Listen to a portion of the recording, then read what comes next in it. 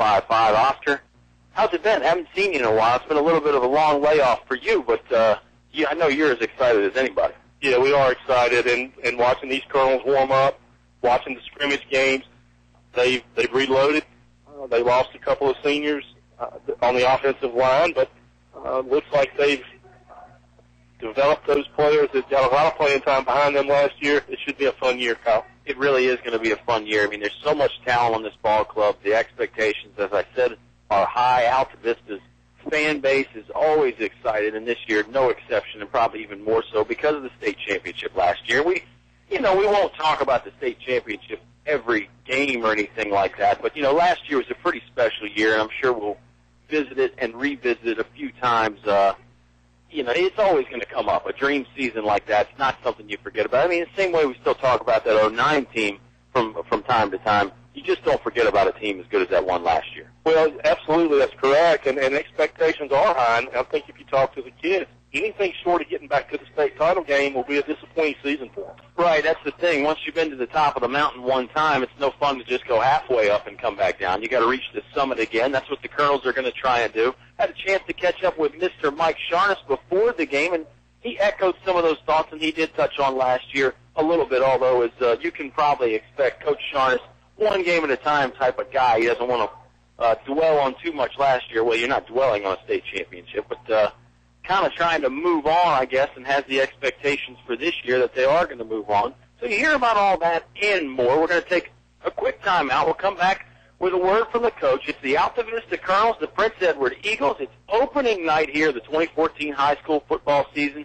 You're going to hear it all live on 105.5 KD Country. At English's Hardware Supply, look for the National Hardware Center. There you'll find a wide array of hardware items for your home, like storm and screen door latches and closers. National also has replacement strike plates for your storm and screen doors. For backyard security, the National Hardware Center has gate hasps, latch, and padlocks. And there's much more from National and Stanley. English's is your complete home center. Look for National at English's Building Supply in Altavista. A short drive will save you money. I'm Greg Walker. The song says a short drive will save you money, and I'm confident it will. At Feller's Chevrolet, we have a reputation of good service, a friendly atmosphere, and great deals. Like these used 2013 Chevy Malibu 2LTs. With the new MyLink audio system and heated seats. We have 20 to choose from, all priced at $16,450 or $249 a month with no money down. Come see us. The short drive will save you money. Short drive will save you money. Feller Chevrolet in Altavista. In the past century, our community has grown, and Finch & Finch Funeral and Cremation Service has grown too, alongside the families they've known for so long. Finch & Finch is proud to have served you over 100 years. A family business, Finch & Finch Funeral and Cremation Service, dedicated to your service. Finch & Finch Funeral Homes. We're here because we care. Your high school sports station with award-winning coverage on 105.5 KD Country. Back here on the Subway pregame show, 105.5 KD Country, celebrating our 52nd year of Colonel football, and we're here again with Coach Mike Sharness. And Coach, I guess first thing we got to do is say congratulations about the state championship last year. Great season, and you and I were just joking a second ago. No, you don't want to talk about it, but we'll revisit it here for just a second. Third one you've been a part of, second one here at Altavista. I'm guessing doing something like that never gets old, though, right? Not at all, Kyle. Not at all. And last time we spoke, as far as in front of this microphone, was before a state championship game. So it's not like it was the next week, but this is the first time we've talked sitting down here. It was an extremely good, talented football team with great senior leadership on our offensive line, and things came together for us, and we've been telling the kids, and I think our guys, we got a pretty smart group here. They know a lot of our teams back. They know where we have to make improvements on, but they know it's another year. We got the same dream. We got the same dream, but we got a different team. So it's just going to be one of those things. Yeah, we may touch on the last year again, but new season, new challenges, and I imagine, you touched on it a little bit, but the biggest challenge is probably keeping guys motivated and hungry to, try and have the same amount of success, correct? Yeah, that's usually how it works when you have you win a championship, and you have kids back, or even if you don't have the same kids back, it's where does that motivation come from, that desire? But with us, with football, I think with the off-season workouts and all, you get a pretty good indication of how hungry your team is. And if maybe not every one of our guys is as hungry as the top guy, we got the guys that are important to us as far as a Juan Thornhill, who's not only talented, but he's become a great leader, working extremely hard in the off-season. Michi Malbeck, with the Destin Brown. We've got a number of these seniors that have worked extremely hard. And that only tells you one thing, that they're ready and they are motivated. Right, and that's great when your stars can lead the way, too, as far as the effort in the offseason. You mentioned the offseason. How's the preseason camp been? I know you guys don't have as many two-a-days as people used to back in the day, but I'm sure you had a solid camp. And, how do you feel about your preseason practices? I think with our practices and with our scrimmages, we had a scrimmage against Buckingham and an inter-squad scrimmage against ourselves. I think, to be honest with you, I think we're pretty much where we thought we would be with how we put the offense in. Our kids have been doing this for 3 to 4 years, and it went pretty smoothly. And we're just trying to, like all teams, tie the loose ends and get ready for the first game. Yeah, and we've mentioned personnel multiple times. A lot of skill guys back, a lot of linemen not back, some new faces, and mention some of those guys for us to look out for. And not necessarily only line, but maybe some new skill guys as well that maybe we haven't seen as much of before. Well, think up front, returning with experience. Trayvon Elliott's a senior. Wayne Short played a lot of defense for us last year. He's going to be he'll be on the offensive line along with Kenny Brumfield, a junior. Stephen Farmer's a sophomore who's going to be getting starting time. And the other tackle position is we've got a little competition going, wide open competition between Kagan Cox, Tyler Kofer, Coleman Teagarden, Terrell Robinson. We got a number of people that are hunting that position. And then a lot of our skilled people are back. I think a new name, new face to the mix is Nelson Dews, upcoming junior. He's had a good camp so far, and he's a very good athlete. He's going to get an opportunity to show what he can do this year, offensively and defensively. And I think the person that goes unnoticed with this team, and no one ever asks how they never know how your team going to be. They always ask that question. They never ask how's your special teams doing, how they going to be. And I think we got a heck of a kicker and walk around, and that to me is something that I hope it stays under the radar, because we're going to beat some teams with our special teams. There's no doubt about it. Well, it doesn't go unnoticed in the KD Country booth, as Oscar and we're banging the drum for Walker Allen left and right every day of the week. And Walker really, you think back to last year, the big kick against Rustburg, and I'll use that to transition into back to last year for just a second. Did that big Rustburg win really give you guys momentum heading into the playoffs? I know you felt good about where you were at during the regular season, but to beat Rustburg like that in such a fashion, and then really just have everything sort of come together at the right time, that was a big moment for you, right? Yeah, it was. It was a good win against an upper echelon team numbers wise, enrollment wise, but more importantly, it just gave us some more points in our playoff run. It potentially gave us an extra home game. If that wasn't a win, we might have been on the road the third week and that kind of stuff. So, yeah, it was. If there's a turning point, that was a big point. I know that. Yeah. All right. Enough about last year. I promise. Maybe anyway. Tonight. Kind of hot out here, and it hasn't been a very hot summer. Does the heat bother you in the fact that maybe you haven't practiced in it as much as years past? Normally August 1 when you start practice, it's 93, 94 degrees. This year, pretty mild summer, and obviously there's nothing you can do about it. Both teams have to play in the same conditions, but is it something you think about maybe? Do you emphasize the hydration a little more just because it is a little warmer? Yeah, we've been talking hydration to them since the beginning of this week and beginning of the summer camp, really, but to push it this week.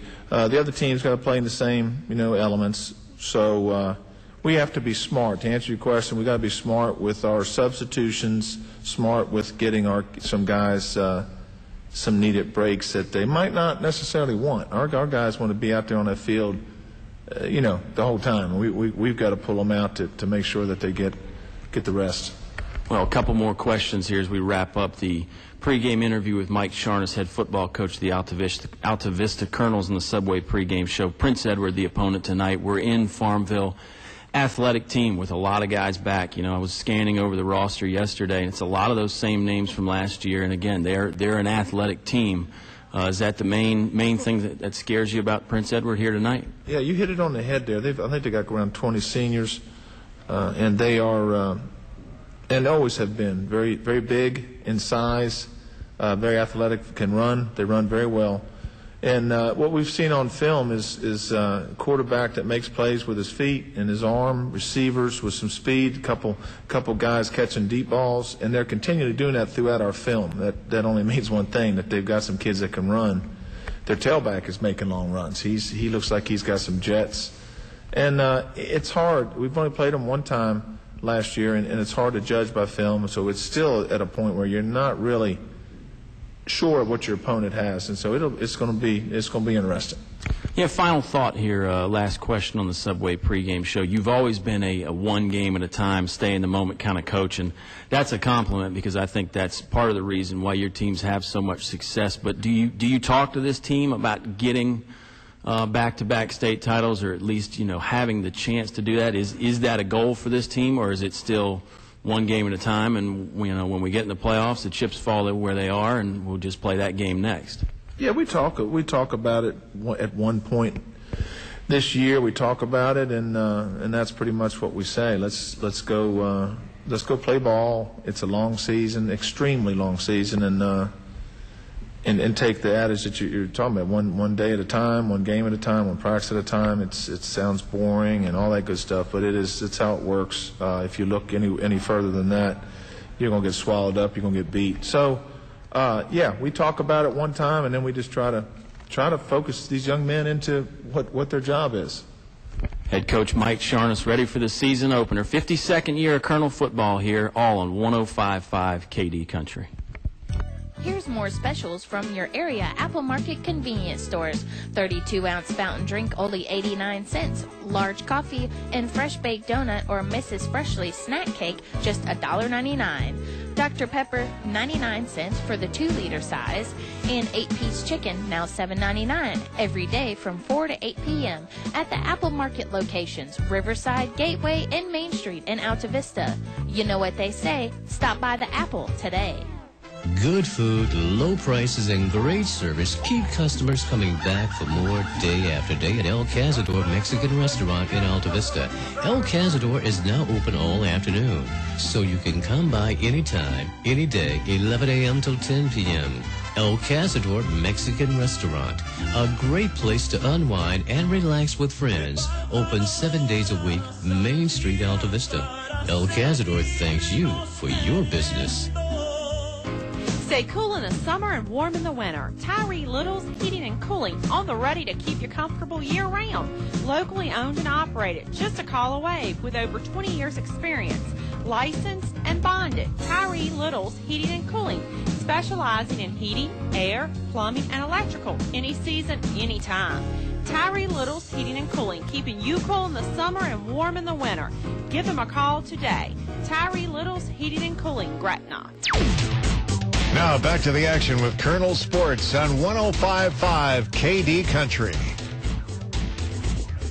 Perfect timing to return to the Subway pregame show. Opening night here of the 2014 campaign, Altavista Colonels in Farmville to take on the Prince Edward Eagles. I'm Kyle Haney. He is Oscar Briggs. You just heard from the head coach Mike Sharness there, and some interesting thoughts from Coach Sharness there, Oscar. We'll get to that in 1 second, but we got to talk a little bit more about the Subway pregame show, because we got some changes this year. Not necessarily changes, but we're adding some newer things and some exciting things, giving you a chance to win with Subway, a chance to win a foot-long meal deal, and it involves Facebook. So make sure you go like us on Facebook, tell your buddies, because we're going to give you the code word in the Subway post-game show.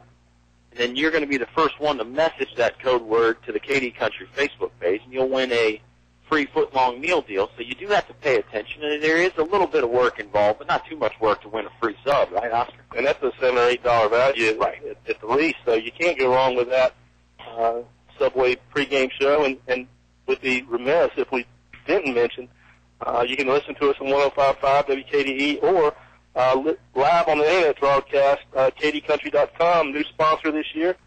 Chris Owens, Allstate Insurance in Falls. We welcome him and appreciate his sponsorship and bringing you the opportunity to listen to us online. Yeah, a lot of people take advantage of that and listen online at kdcountry.com. We thank you for that, and of course we thank Chris Owen, your Allstate agent in Lynchburg on Timberlake Road, and we got to play a little golf with Chris this summer. We were in good hands with him out there swinging the wrenches, so I'm sure the insurance, no exception there. So a lot of new things going on here on the Subway pregame show and at KD Country in general, and maybe not new things for these two football teams, but the first time they get to strap it up for real.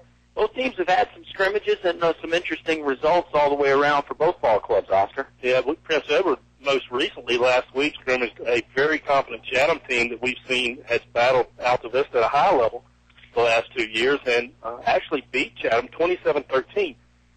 So this is a very senior-laden team. They have a ton, and let me reiterate, a ton of speed when you talk about this Prince Edward team. Last year, summer, spring track, they did have the 2A 100-meter champion in Darkeen Gray, who ran a 10.94, which is about 4/10 quicker than Destin ran when he finished fifth in single A. They're 4x200 meter team, all wide receivers.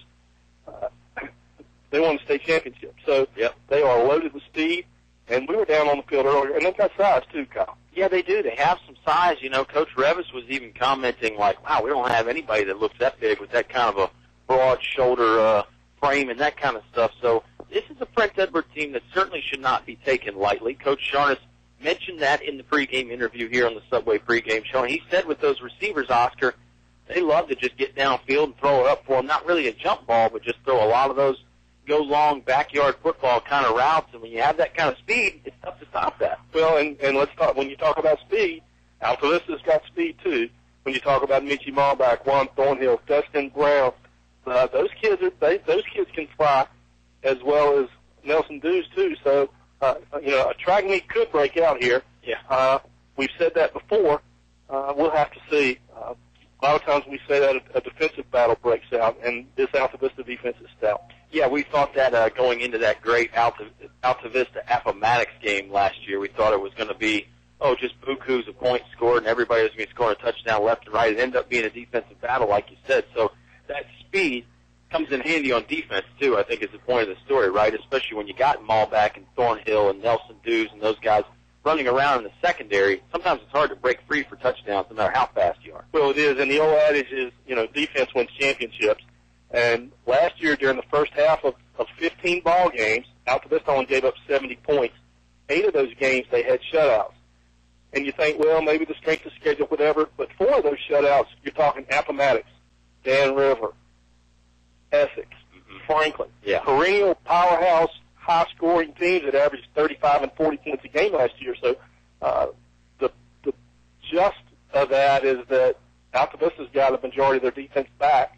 I think they're going to be equally as stout as they were last year.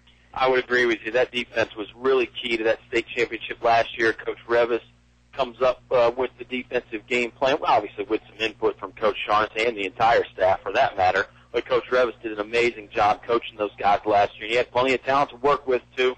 No exception this year. And that defense, man, can't say it enough. Last year was just very, very impressive, the number that they did on people and really limiting guys' chances. And, heck, even the defense itself scored a lot when they got those turnovers, too. So it was fun to watch. Should be fun to watch this year. Should be a lot of fun tonight. We are in Farmville. It's Prince Edward taking on the Altavista Colonels. This is the Subway pregame show. One more quick timeout, then we're back with kickoff and so much more. It's all going to be live. It's all going to be on 105.5 KD Country. English Construction Company has been in the building business since 1909, so it's only natural that they appreciate the building process. They recognize the fact that organized sports programs build character as well as bodies and minds.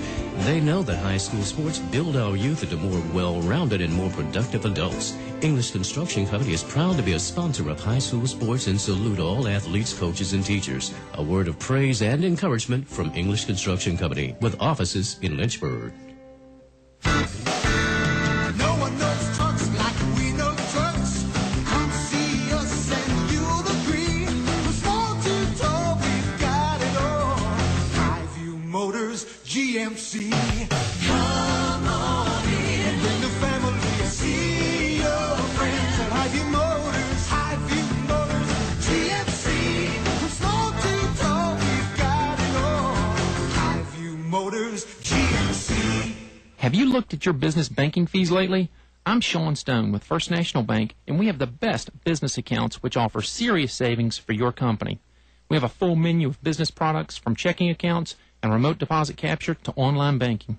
And we have a local merchant card representative who will customize services just for your business. So let First National Bank prepare an analysis of your current activity and show how we will reduce your banking fees. First National Bank, member FDIC, equal housing lender.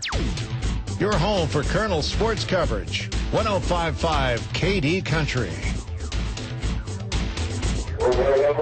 Back here from Farmville, Virginia, award-winning high school football coverage on 105.5 KD Country. Altavista taking on Prince Edward. I'm Kyle Haney. He's Oscar Briggs. It is the Subway pregame show. Marching band out on the field now for the Prince Edward Eagles. Altavista is in the left-hand end zone talking, going over some last-minute instructions there from Coach Mike Sharness. Prince Edward got some captains making their way out on the field, but the rest of the team, Oscar, is in the locker room. And, we talked a little bit about the heat to Coach Sharness.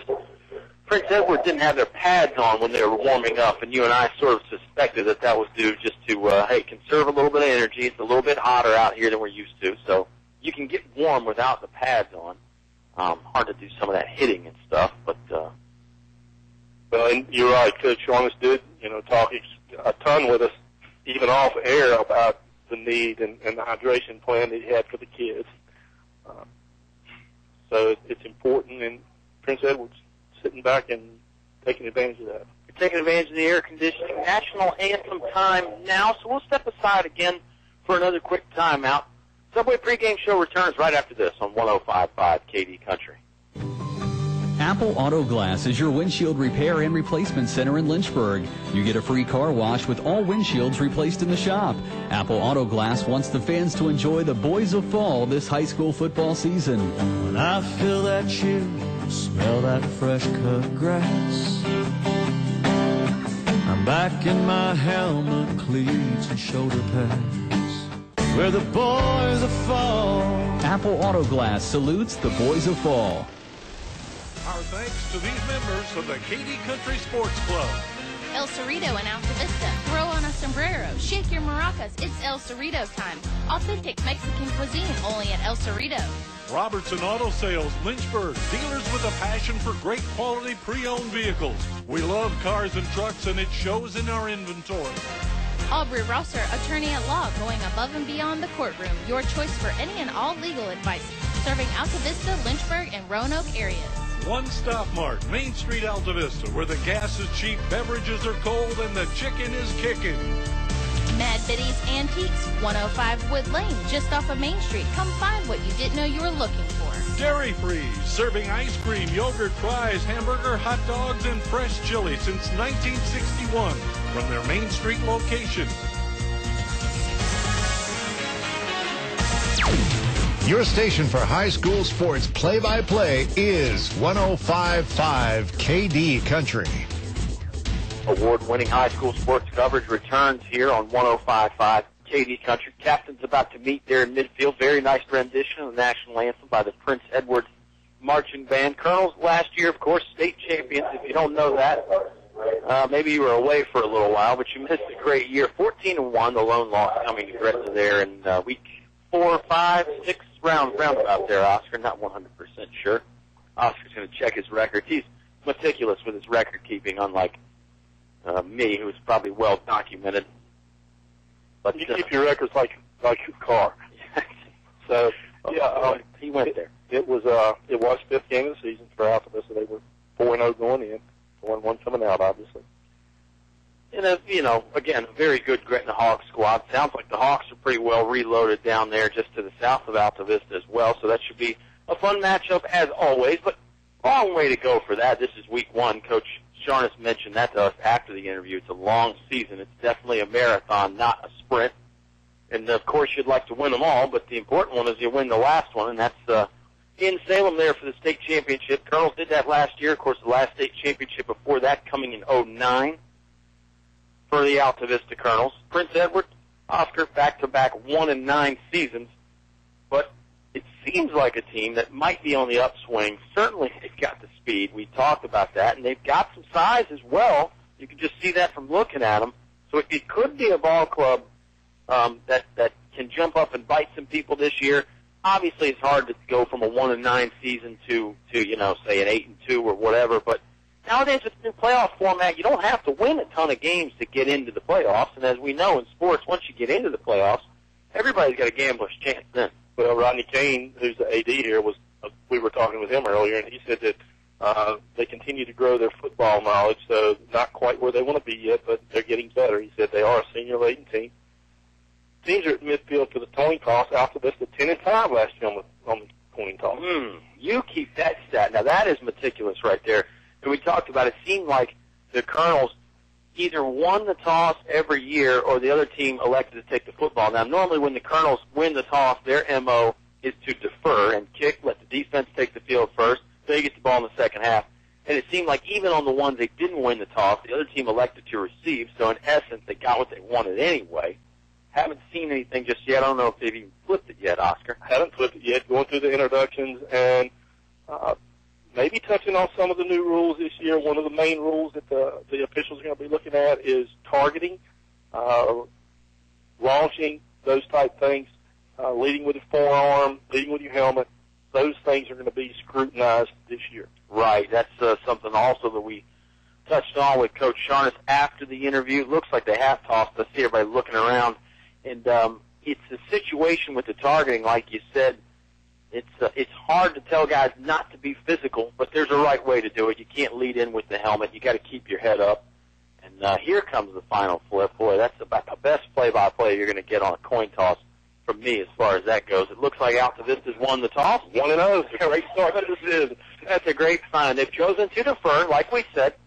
So Prince Edward will receive the football. The Colonels will be kicking, and they'll start on defense, unless, of course, something happens on that kickoff. That pretty much concludes the Subway pregame show. And I'll tell you, Oscar, football's starting up. Great time to have Subway cater a big football party or maybe your fantasy draft. Call Robert, 369-2366, and let Subway handle your next event, no matter how big or how small it is. Subway will take care of you on the catering. And the folks that take care of us are 2014 Altavista football sponsors. First National Bank, focused on providing an extraordinary customer experience. Pinch and Pinch Funeral and Cremation Services, a family serving family since 1905. English Construction Company, wishing our high school athletes an exciting and injury-free game. Feller Chevrolet, a short drive will save you money. And, of course, if you ever want to listen to these ball games or any other game for that matter, check out our YouTube channel. Go to kdcountry.com. Find that YouTube link. Feller's sponsors our YouTube rebroadcast. El Cazador Mexican Restaurant, a great place for family and friends to dine. You can include Oscar and I in that group. English's Building Supply, featuring national hardware, locks, and latches. Tyree Little, heating and cooling, keeping you cool in the summer, warm in the winter, and comfortable in between. Highview Motors, GMC, from small to tall, Highview has it all. And don't forget about the Highview halftime highlights. That's going to be a fun new addition to the Subway halftime show. The Highview highlights. Make sure you stick around for that. We're really looking forward to that. And big thanks to Highview on that end. Apple Auto Glass. Get a free car wash when you have a new windshield installed. Apple Markets. Check out the weekly specials at all three Altavista area locations. Select Air Mechanical and Electrical, your authorized Trane dealer. It's hard to stop a train. And Perkins Tire and Auto Center, Highway 29, Chatham. Call for free pickup and delivery. That's our roster that makes everything possible for us. Oscar and I, we just get to have a little fun and play quarterback. Those guys are our linemen in the trenches.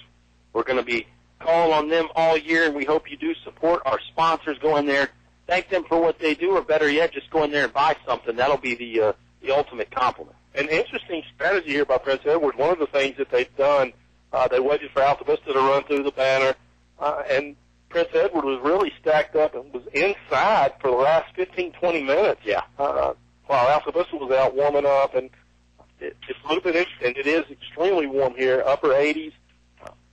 And humid, too. Yeah. It is humid, so, we'll have to see how that plays out for them. But Altavista was out getting lathered, and they're ready to go. Yeah, my take on that is it's one thing to try and beat the heat, but I don't know if I like staying in that AC for 15, 20 minutes right before the game after you've warmed up. I think at some point there's got to be an acclimation period where you just got to get out there and get used to it. Like you said, get lathered up, get your body ready for that temperature, but we'll see. And late arriving crowd here, we're concerned. Prince Edward's got some people in here now. They've started to fill up the main grandstand here, and they're starting to line up around the fence, which we see a lot of places that we go. Absolutely. There is really the crowd, like you said, just in the last 10 minutes has really started to roll in. There wasn't many people here when we came on the air, but they're here now. Walker Allen set to kick off. And speaking to people here, Altavista's brought a pretty strong contingent. We know some of you didn't make the trip. Thank you for listening to us back home or wherever you are. Walker Allen was the run-up. Here's the boot. The 2014 season is underway, and it's a long one. Going to get fielded on about the goal line. They're going to say number 4, Delquan Bigelow, had a foot in the end zone. It's not like college or football where you can, Oscar, where you can take it out of the end zone. If even one foot is in the end zone, it's a touchback. You can credit Walker Allen with one of those on the year. That'd be an interesting stat to keep track of. How many touchbacks will Walker have? Got a feeling that's not the last one. Good kick there from Walker Allen. Interesting that the clock ticked off 3 seconds. The clock doesn't start until the ball is caught. Yeah. I'm sure they'll make that correction. They'll probably correct it. Shotgun formation here for Prince Edward. Number 3, Anthony Walker in the shotgun, going to do the signal calling. 2 wide receivers to his right. He'll hand it off. Trying to go right up the gut was Delquan Bigelow. Bigelow wrapped up. It looks like number 6, Demetrius Johnson, the main tackler, in on the stop for the Colonels. He did pick up 1 or 2.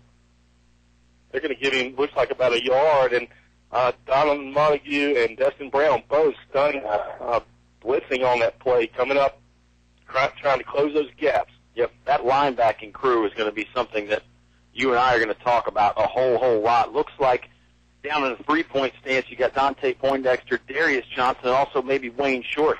You get to the receiver this time. He's got some room around the right side. Chop down, meets you all back in on the stop. Thornhill on the stop. Destin Brown, there as well. Did not get enough for the first down, but he is close to first down yardage. Needed to get to the 30. We'll call it the 29, so it's going to bring up 3rd and 1. 11:05 to go here in the Apple Market first quarter. 0-0 our score from Prince Edward High School. Colonels on defense to start the ball game. And we saw some of that speed that we alluded to earlier in the ball game. Walker going to call the signals again. 2 wide receivers each side, running back right behind him. Altavista linebackers look like they want to blitz. And here comes Destin Brown right up the gut. They hand it off to Bigelow. Bigelow is not going to get back to the line of scrimmage. Good stop there from the Colonels. It looked like Destin Brown and Demetrius Johnson just shot through that line. They'll say he did get back to the line of scrimmage. No loss, no gain, but it brings up 4th and 1. Prince Edward, big decision on the early season for them right here. Do you go for it? Do you punt? It looks like they want to go for it. Trayvon Elliott was in on that stop as well. And you're right, they're going to the wristbands. It looks like they're going to go for it.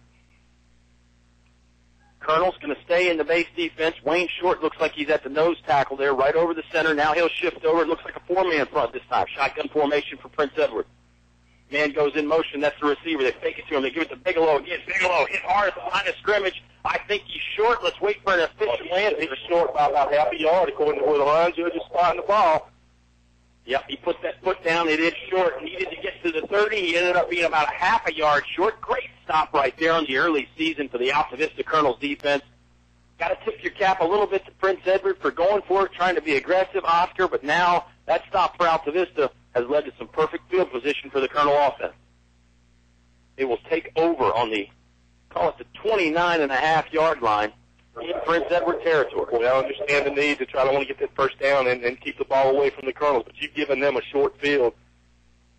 I'll question the strategy at this point. Well, if anything, I think maybe you get under center, then you don't have as much to gain. You know, when you go in the shotgun, you really got to gain 5 yards instead of just 1. They handed it off to Destin Brown. Got some room on the right side. Now he's tangled up. Man hit him high around the shoulder pads, and he's pushed back by some more defenders.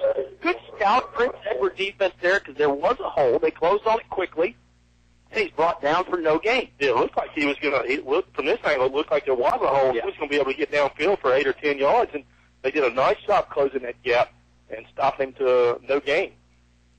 Well documented what a great season Destin Brown had last year, offensively and defensively. He was a machine, particularly down the stretch in the playoffs. Played some of the best linebacker we've ever seen in those last 5 or 6 games of the season. Thornhill, the quarterback, he's 5 yards deep in the shotgun formation. Wants to throw on second down. He's got to complete to Darius Johnson, left sideline. Darius tried to shake the first tackler, and he could not. Good job by the cornerback over there, Duron Baugh, to wrap him up around the waist and sling him down. They'll call it a 5-yard gain for Darius Johnson. I know Darius wanted more. You could just tell kind of from his body language that he was upset that he got brought down, but it is a solid gain. Brings up 3rd and 4.5. Looked like he was going to try to swing around, pivot to the outside, and started that way, and then pivoted back to the inside, and Prince Edward had help coming. Shotgun formation again. Destin Brown lined up right behind Juan Thornhill. Nelson Dew's in the slot over there. Now they'll put Demetrius Johnson in motion. They hand it off to Destin Brown with the middle. Brown is breaking free. He's down inside the 5. Hit hard around his shoulder pads. Dropped. He did not get in the end zone, but he is close. Looks like they're going to spot him on about the 2-yard line. Big time play right there on 3rd down and a big gain for Destin Brown. And, boy, what a timely run that was. He showed his power. He showed his speed. They're going to actually drop that back and put it at, it looks like around the 3. More so around the 3-yard line. 8:33 to go in the Apple Market first quarter. Of course, 3 great locations in Altavista to serve you, Gateway, Main Street, and Riverside. There's always an Apple Market nearby. Flags go out on the field now before Altavista can really get set for their 1st and goal play. Referees want to count them out. Maybe they broke the huddle with too many guys. They're going to wave it off. Flag is picked up, so no violation there on the Altavista Colonel. The umpire was doing his cipher, and he was kicking. Well, and hey, it's early in the season for those guys, too. He wanted to be sure, so he blew the whistle for a second. Thornhill, shotgun formation, 2 backs to his left. He'll take off and run. Going to go off left tackle. Into the end zone is Juan Thornhill. Touchdown, Altavista Colonels. 6-0. Colonels are leading early here. 8:11 to play in the Apple Market first quarter. 3-yard touchdown run for number 11, the senior, Juan Thornhill. Nice play, that little delay where he goes off tackle that we've seen so many times over the last 15, 16 ball games. Brings out Walker Allen for the extra point. 8:11 here remaining in the first quarter. Colonels lead 6-0. What if we had the first quarter Colonel corner? That'd be difficult right there. I don't know who would sponsor that one. Thornhill on to hold. Allen gets the run up. Good snap. Kick is up. Wow, plenty of distance. At about 40 or 50 yards of distance, and it is good. 7-0 is your Colonel lead. Quick timeout, and we come back from Farmville. Altavista up big, or they're up, and it's very big to be up first here, especially on the road against Prince Edward. Timeout. Colonel's lead 7-0 on 105.5 KD Country.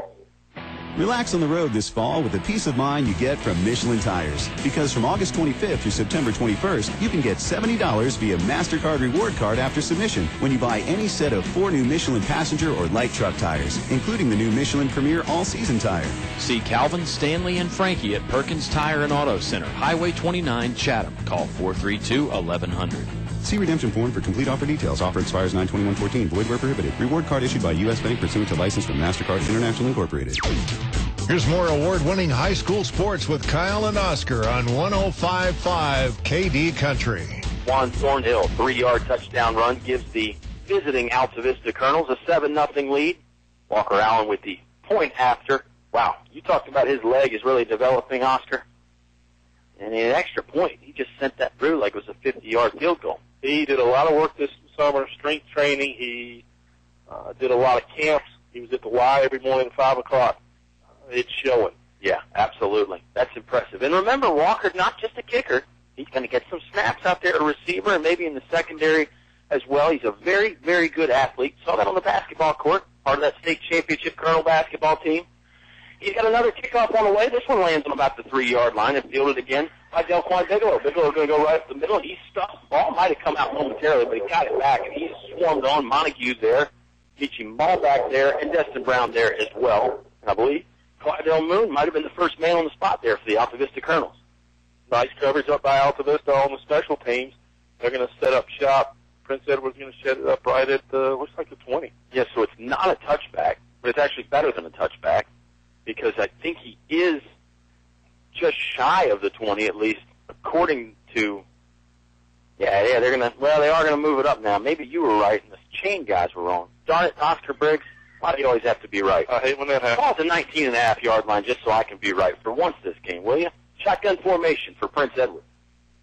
One back to Anthony Walker's right. He's the quarterback. He'll shift him over to the left. Blitzing is Demetrius Johnson. He couldn't get through. Spin move there by Bigelow. Bigelow hit hard. Give him credit. He shook off a couple tackles, but he could not shake off the third and fourth guy. Dante Poindexter brought him down along with Darius Johnson. Well, Demetrius shot the gap out on the left-hand side and somehow ended up over on the right-hand side making initial contact. Got washed all the way over to that right-hand side. Excellent, stunning defense there from the Altavista Colonels. You know, they play that 3-5 defense with only 3 down linemen. You kind of have to send at least one linebacker to fill a gap on every play. Well, they're shooting the linebackers on every single play. Absolutely. It ends up being normally 3 or 4 out of those 5 linebackers are blitzing, it seems like every time. Early here anyway. Shotgun formation again. 2 receivers each side. Passing play for Prince Edward. Not going to get rid of it. Clydell Moon made the initial contact. Flag comes out. I think they may say Moon got him up a little high around the face mask. That is what they're going to call. It was a really a nice, aggressive, athletic play, Oscar. The quarterback kind of, I think Moon thought maybe he was going to drop his shoulder and try and get around, but he stood up, and Moon ended up hitting him high around the face mask. Yeah, and you got to wonder if that's part of the interpretation of the new rules because I couldn't tell who had him low. Looked like Darius was low, and boy, Clydell was up high, but it wasn't anything blatant. It wasn't a dirty play. It wasn't late. You got to wonder again if it's just an interpretation. Yeah, Clydell Moon would have had obviously the sack there with some help from Darius Johnson. As it is, it'll be a first down, personal foul on the face mask. They'll send it to the 31-yard line. 7:15 left to play here in the Apple Market first quarter. 7-0 Colonel lead. And you're hearing it all on 105.5. Eleanor Haney back at home base. Taking care of us, making us sound as good as possible.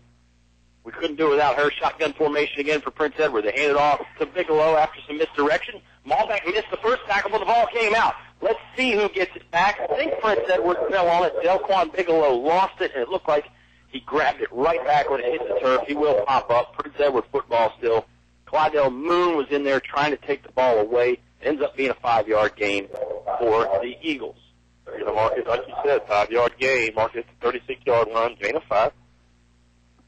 Good running there from Delquan Bigelow out of the backfield. There was some initial misdirection.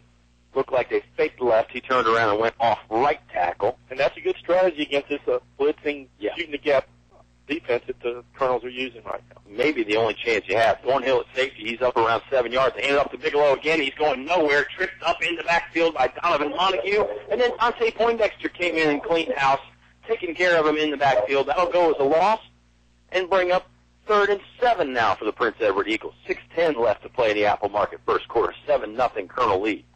That's the second play that's been a loss for Prince Edward. And again, Altavista being very, very aggressive defensively. Yeah, that's the thing about the misdirection, right, Oscar, is it takes a little bit of time. If you can hold a gap long enough or hold a block long enough for the misdirection to take effect, it might be effective. But right there, that was not the case. 3 receivers to the quarterback's left. Moon blitzing, but a nice block by Bigelow to take care of a pass over the middle. It's caught, and a flag comes out. Maybe pass interference. It was number 9, Tequan Banks, going up along the right hash mark to make the grab. First down, Prince Edward. Nice play up to the 40-yard line. Gain of 26. After the interference, going to be declined. Yep.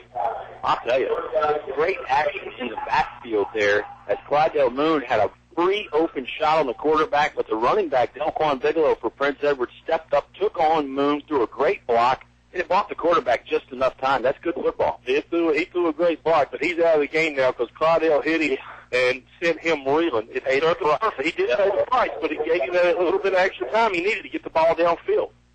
Great throw by Anthony Walker. He's a senior. He hooked up with another senior, Tequan Banks, on that play. 1st and 10 from the 40-yard line. Walker is hassled again, and he's brought down. It was going to be another passing play, but he never even got a chance to get the ball up. Dragged down by number 44, Dante Poindexter for the Colonels, and also number 55, Wayne Short, in on the stop there as well for a loss of 3. He had no chance in getting that play off. There were too many people in the backfield. You mentioned several names. There were a couple more that could have been in there on that tackle as well. 4:55 remaining here in the first quarter. Prince Edward trailing 7-0. Shotgun formation again for the Eagles. They haven't done anything but shotgun so far here today. 2 receivers each side. Back right behind him. Running fake right there, and Walker throws it out in the short pass. It's caught, may have hit the ground. It'll go as a 3-yard gain if they do call the completion. I think they will. It was Darkeem Gray sliding to make the grab. Boy, Barry, you saw a lot of the athleticism with Darkeem there. That ball was, he got his hand under it and bobbled it and juggled it 2 or 3 times. Caught it on his back, though. Great job. Hanging on to that 4-18 Colonels lead, 7-0. 3rd down, and we'll call it 10. Colonel defense does not look tired, although they've given up some ground. Granted, there was a penalty in there, and then the long passing play, but still looks solid. Same formation, shotgun with 2 receivers each side. Passing play again. Walker is not going to make it out of the backfield and gets dragged down. Another sack right there. Destin Brown in on the stop. It looks like also Donovan Montague again will combine for the sack. Loss of 3. Great defensive pressure again, and again, they're both linebackers, so they're coming for that line, from that linebacker spot. Sometimes it's hard for the bigger offensive linemen to block. Prince Edward will come out in punt formation here. 4th and about 12. Yeah. It's certainly a good place for a fake. They're in Altavista territory. They're on the Altavista 42-yard line. Ball back, heels on the 10-yard line, ready to receive the punt. Looks like the Colonels are wary of a fake, and they will kick it away. Good high booming kick right there by Kasim Watkins. Fielded on one bounce by Michi Malbeck. Goes one direction, spins, heads the other. He's going up left sideline. He's got his feet in bounds. Now he's run out at the 29-yard line. Nice return there for Michi there, Oscar, and the fact that it looked like he was going to lose some yards. Ended up making something out of not much. Yeah, that was a very nice job by Michi. For all intents and purposes, it looked like that ball was going to be down around the 15-yard line, and at the last minute, we chastised him a couple times last year, but that playmaker mentality, he picked it up and gained some positive yardage. Yeah, I always said Michi's kind of like a home run hitter. He's going to hit a lot of home runs, but on the reverse side of that is he's going to strike out sometimes.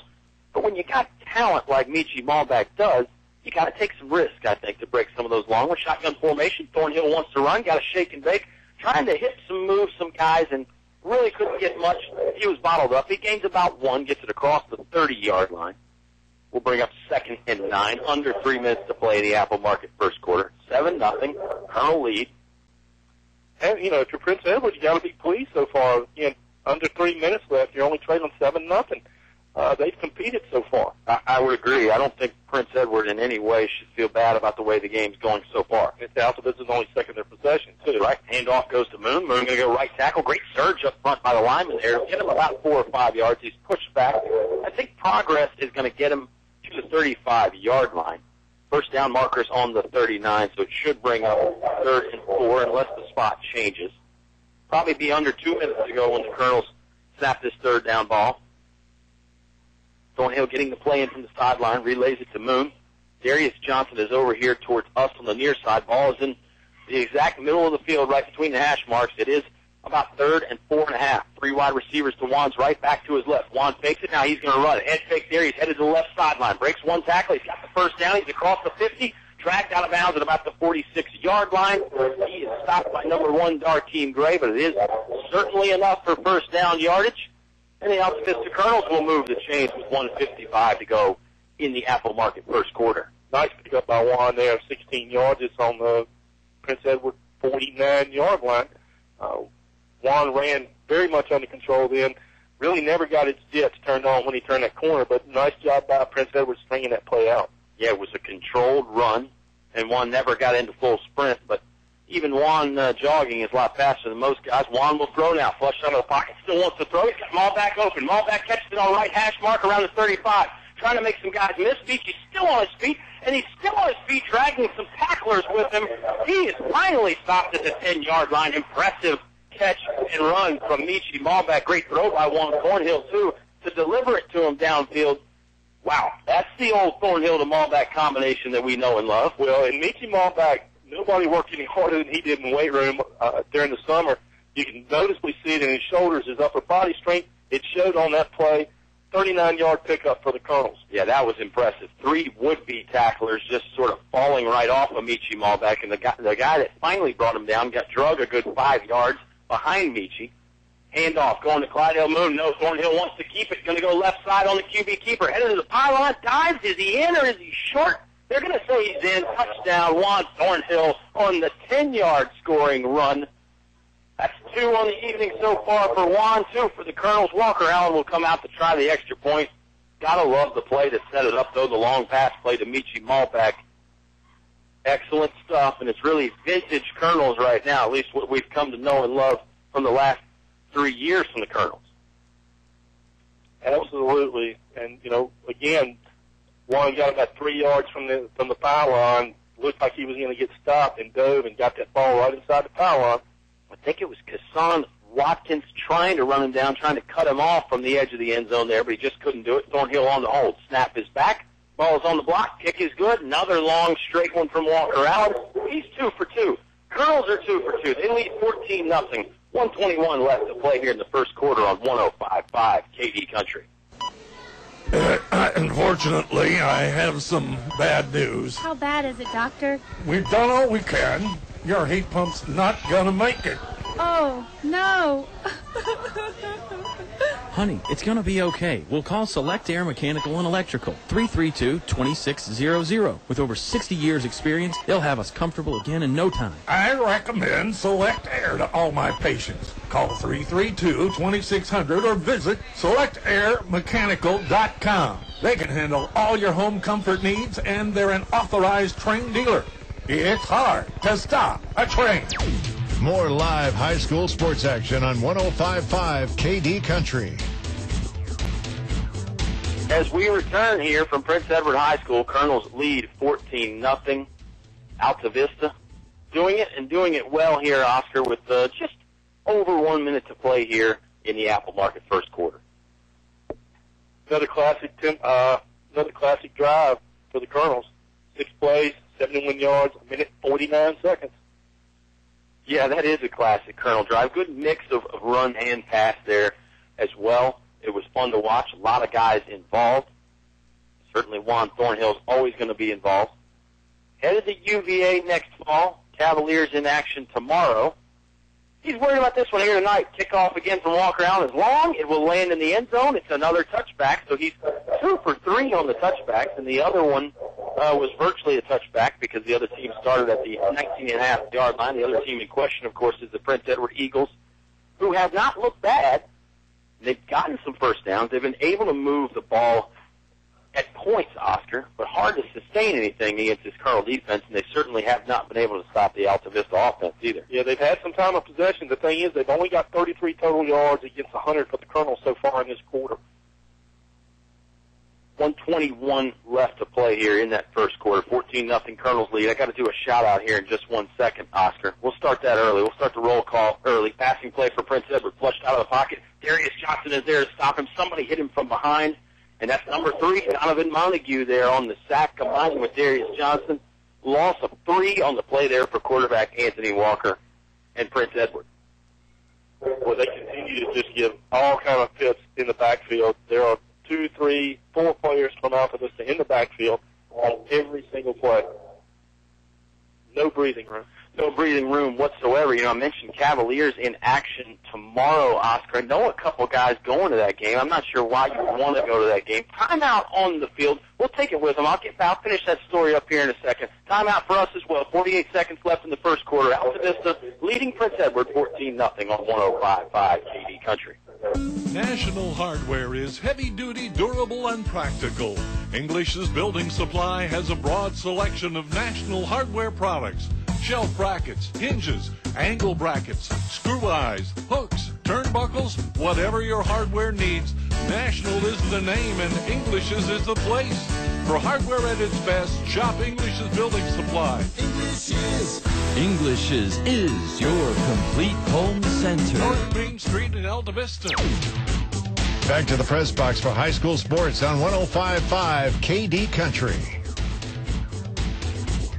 From Prince Edward High School. And again, back to that story, Oscar. A couple guys I know going up to that ball game in Charlottesville tomorrow. Good friend of mine, Lee Wright and Austin Higley. They are two of the most yeoman-like guys you'll ever meet. I know you know about the yeoman, right? I do know about the yeoman, and I also know I talked to Ty Gafford yesterday, and Ty's here tonight in attendance, of course, watching the Colonels. He's principal at Altavista, and he's making the trek tomorrow, and he wasn't too pleased. He does have season. He did not even buy season tickets this year, but he's not too pleased that he's picked that game to go to.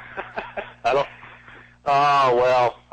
I digress. I'm not. We have digressed already. No, much love and respect to all the UVA fans out there, and it could be a better season. We'll see. Prince Edward, second and long, about 15. Shotgun formation. They want to throw again. Ball goes high in the air downfield. Altavista trying to battle for it. That was Nelson Deuce pushing his man out of the way. It looked like he was looking for Michael Lee down on the left sideline. And that ball hung up in the air for a long time. It really looked like a punt at one point. It really did look like a punt. And Nelson's inexperienced. Haven't seen him play a whole lot of corner. He did for the JV. Didn't get a lot of time last year. We saw him at safety some last year. Of course, he is a starting corner now. And there was some hand jostling going on, but good job by Nelson preventing that ball from being caught. Well, I always say the cornerback's got as much right to the football as the receiver. So there was a little give and take there from both sides. Shotgun formation again. Prince Edward will pass again. Walker going to throw this time over the middle. He's got a man again. That's Gray. Gray had it in his hands. It's knocked out. They're going to flag number 11, Juan Thornhill. They're going to say got to him a little early. Great pass breakup by Juan Thornhill, but maybe just gave him a shot before even Gray got his hands on the ball. Maybe gave him a shot as the ball was coming out of the quarterback's hand. Well, here's the thing. The secondary for Altavista is relatively experienced with who's back there. The problem is this is where we're seeing Prince Edward's speed come into play. No, you're exactly right. I mean, you want to step up. You want to stop the run first. But when those receivers fly by you, it's hard to make up that kind of speed. Even when you have Altavista's athleticism, these receivers for Prince Edward are at least equal in speed to the Colonels. So that makes it a little bit tougher. It'll give them first down, and it looks like they'll spot the ball at about the 31-yard line. Shotgun formation again. There's one wing to the right and one back right behind Anthony Walker. It's Delquan Bigelow again back in the football game. Two receivers to Walker's left. They hand it to the slot guy, and he is stuffed. That is Darkeem Gray, and he is going nowhere. Clydell Moon drops him for a loss. Great penetration there by Moon to throw Darkeem Gray down, and Gray is, again, that track star, so you don't want to let him get going in full sprint. Clydell Moon was having none of it. And that's not a good spot. Clydell came from the outside. They're marking that ball at the 28-yard line. It was more like a 25 where initial contact was made, and he drove him back to about the 20. Yeah, Darkeem Gray was that guy on the wing, sort of a modified end-around type of play. Officials are going to confirm. No, excuse me, it's the end of the first quarter, so they'll switch sides. Colonels, good-looking team so far here on the 2014 season. They're up 14-0. Timeout here. We're back with the Apple Market second quarter right after this on 105.5 KD Country. A short drive will save you money. I'm Greg Walker. The song says a short drive will save you money, and I'm confident it will. At Feller Chevrolet, we have a reputation of good service, a friendly atmosphere, and great deals. Like these used 2013 Chevy Malibu 2LTs with the new MyLink audio system and heated seats. We have 20 to choose from, all priced at $16,450 or $249 a month with no money down. Come see us. The short drive will save you money. Short drive will save you money. Feller Chevrolet in Altavista. In the past century, our community has grown, and Finch & Finch Funeral and Cremation Service has grown too, alongside the families they've known for so long. Finch & Finch is proud to have served you over 100 years. A family business, Finch & Finch Funeral and Cremation Service, dedicated to your service. Finch & Finch Funeral Homes. We're here because we care. Your high school sports station with award-winning coverage on 105.5 KD Country. Colonels lead after one quarter of play, 14-0 over the Prince Edward Eagles. We are live in Farmville. It's live on 105.5 or perhaps at kdcountry.com. That's all thanks to Chris Owen, Allstate agent in Lynchburg. Shotgun formation again for Prince Edward here on 2nd and 12. 3 receivers to Anthony Walker's left.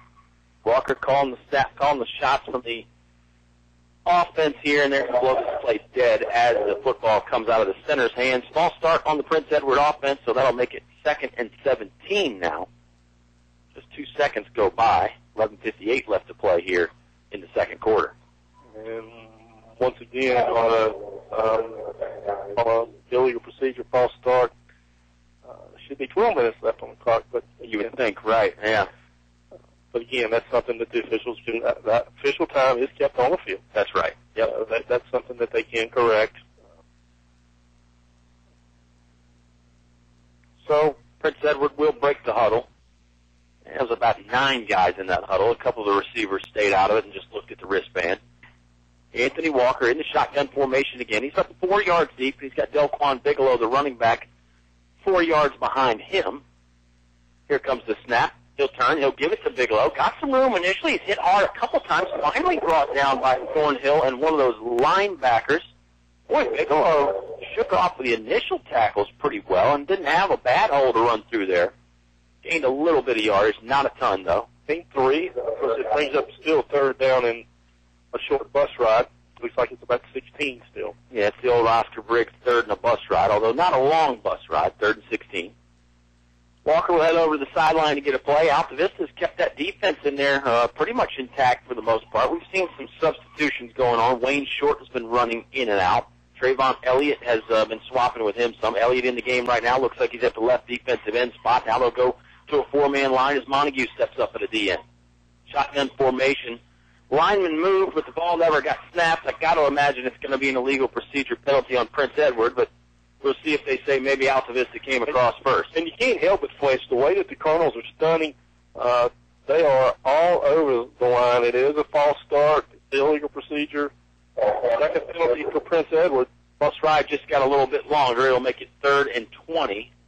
They're going to be on about their own 20, call it 21-yard line. Got to get to the 41. 11:04 left to play here in the Apple Market second quarter. And, of course, Apple Market is a proud supporter of the Altavista Colonels and high school football fans everywhere. Stop by your local Apple Market today. Prince Edward having a little bit of trouble getting the formation straight. They've got 3 receivers to the left here. Ball will get snapped from the middle of the field on 21-yard line. Shotgun formation again. They haven't done anything else today. Walker throws. Quick short pass. Pass is low. Receiver D.J. Williams tried to go downstairs and catch it. Even if he had caught it, play was going to be dead right there, and they do say it was incomplete. They'll bring up 4th and long. Prince Edward will be forced to punt. You would think. You would think. And they are trying on the punting team now. And I was watching the punter for Prince Edward before the game, and he hit some 40, 45-yard punts, so could be a weapon. BT's back to receive. He's inside the 50-yard line at about the 45-yard line.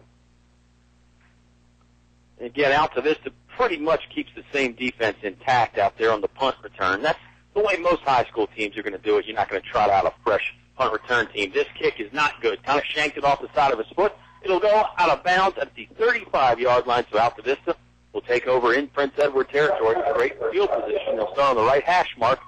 35-yard line with 10:51 remaining in the Apple Market second quarter, 14-0 Colonel lead. And the Colonels will get the ball for the 3rd time. This is only the 3rd possession. Right. Of course, the 2 for 2.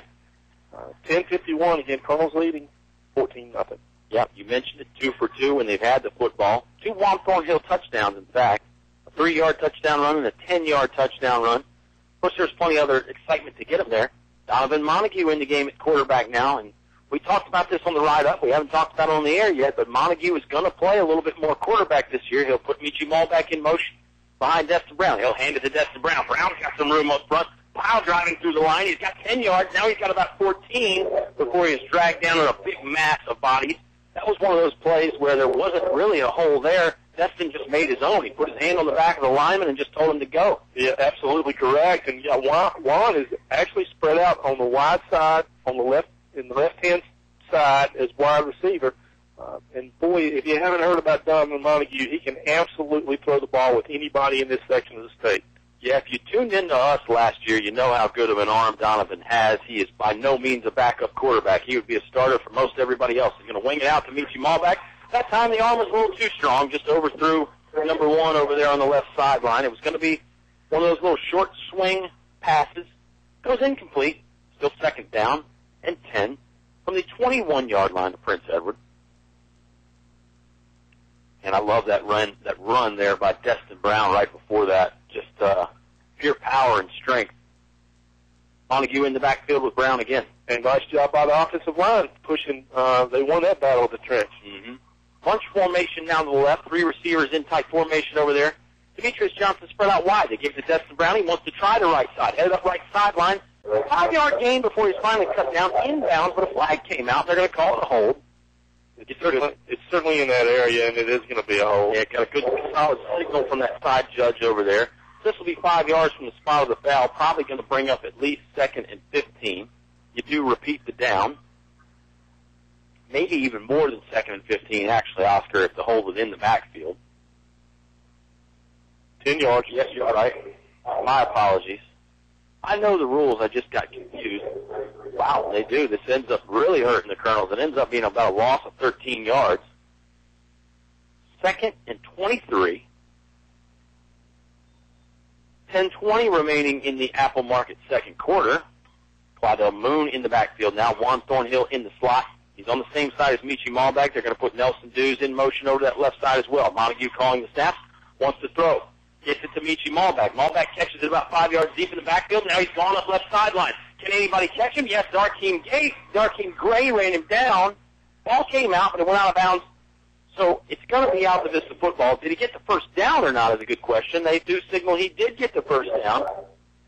Let's spot this football all the way down about the 2-yard line, Oscar. Looks like they're spotting it. We're still on the 5-yard line. Gain of 27 on that pass play. Wow. It looked like Michi might get stopped in the backfield.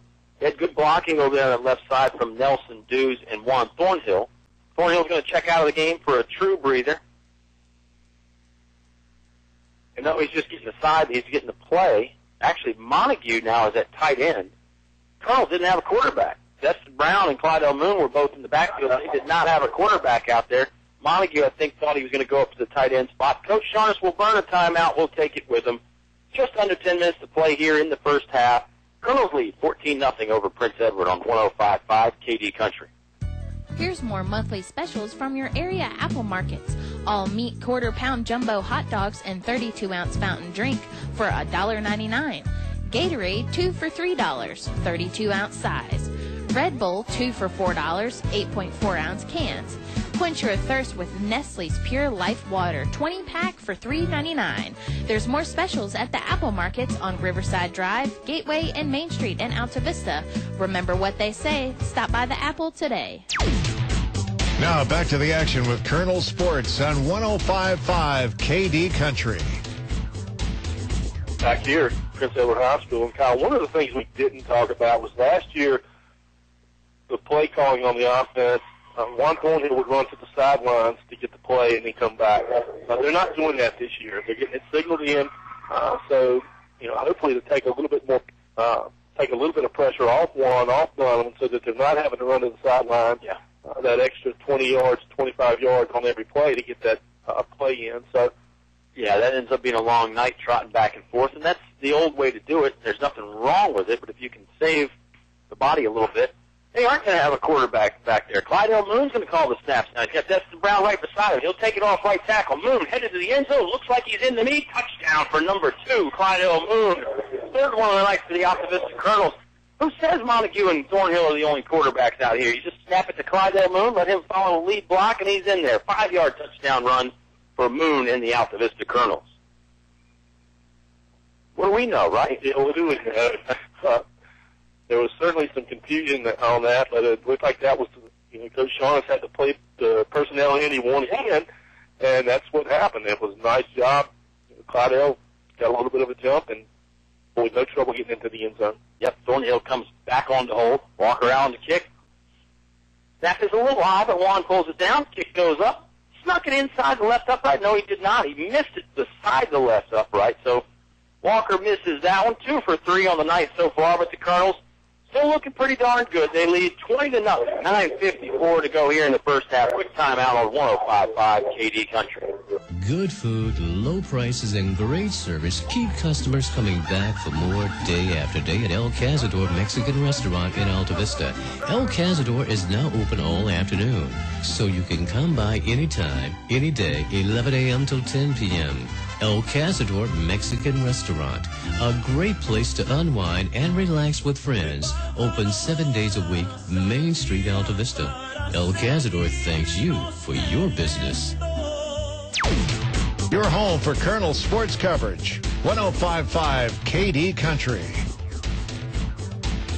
Colonels starting to pull away here from the Prince Edward Eagles. 9:54 remaining in the first half on 105.5 KD Country. I'm Kyle Haney. He's Oscar Briggs.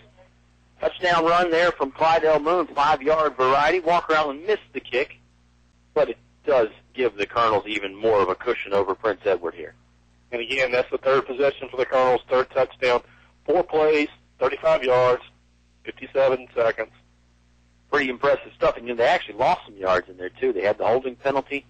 That cost them, and they did have to burn one time out there because they didn't, something wasn't right on the communication end. But they got it right, and it was a direct snap to Clydell Moon, lined up at the quarterback spot. Destin Brown was his lead blocker directly to the right of him. Boy, that's never a bad thing if you got Destin as lead blocker.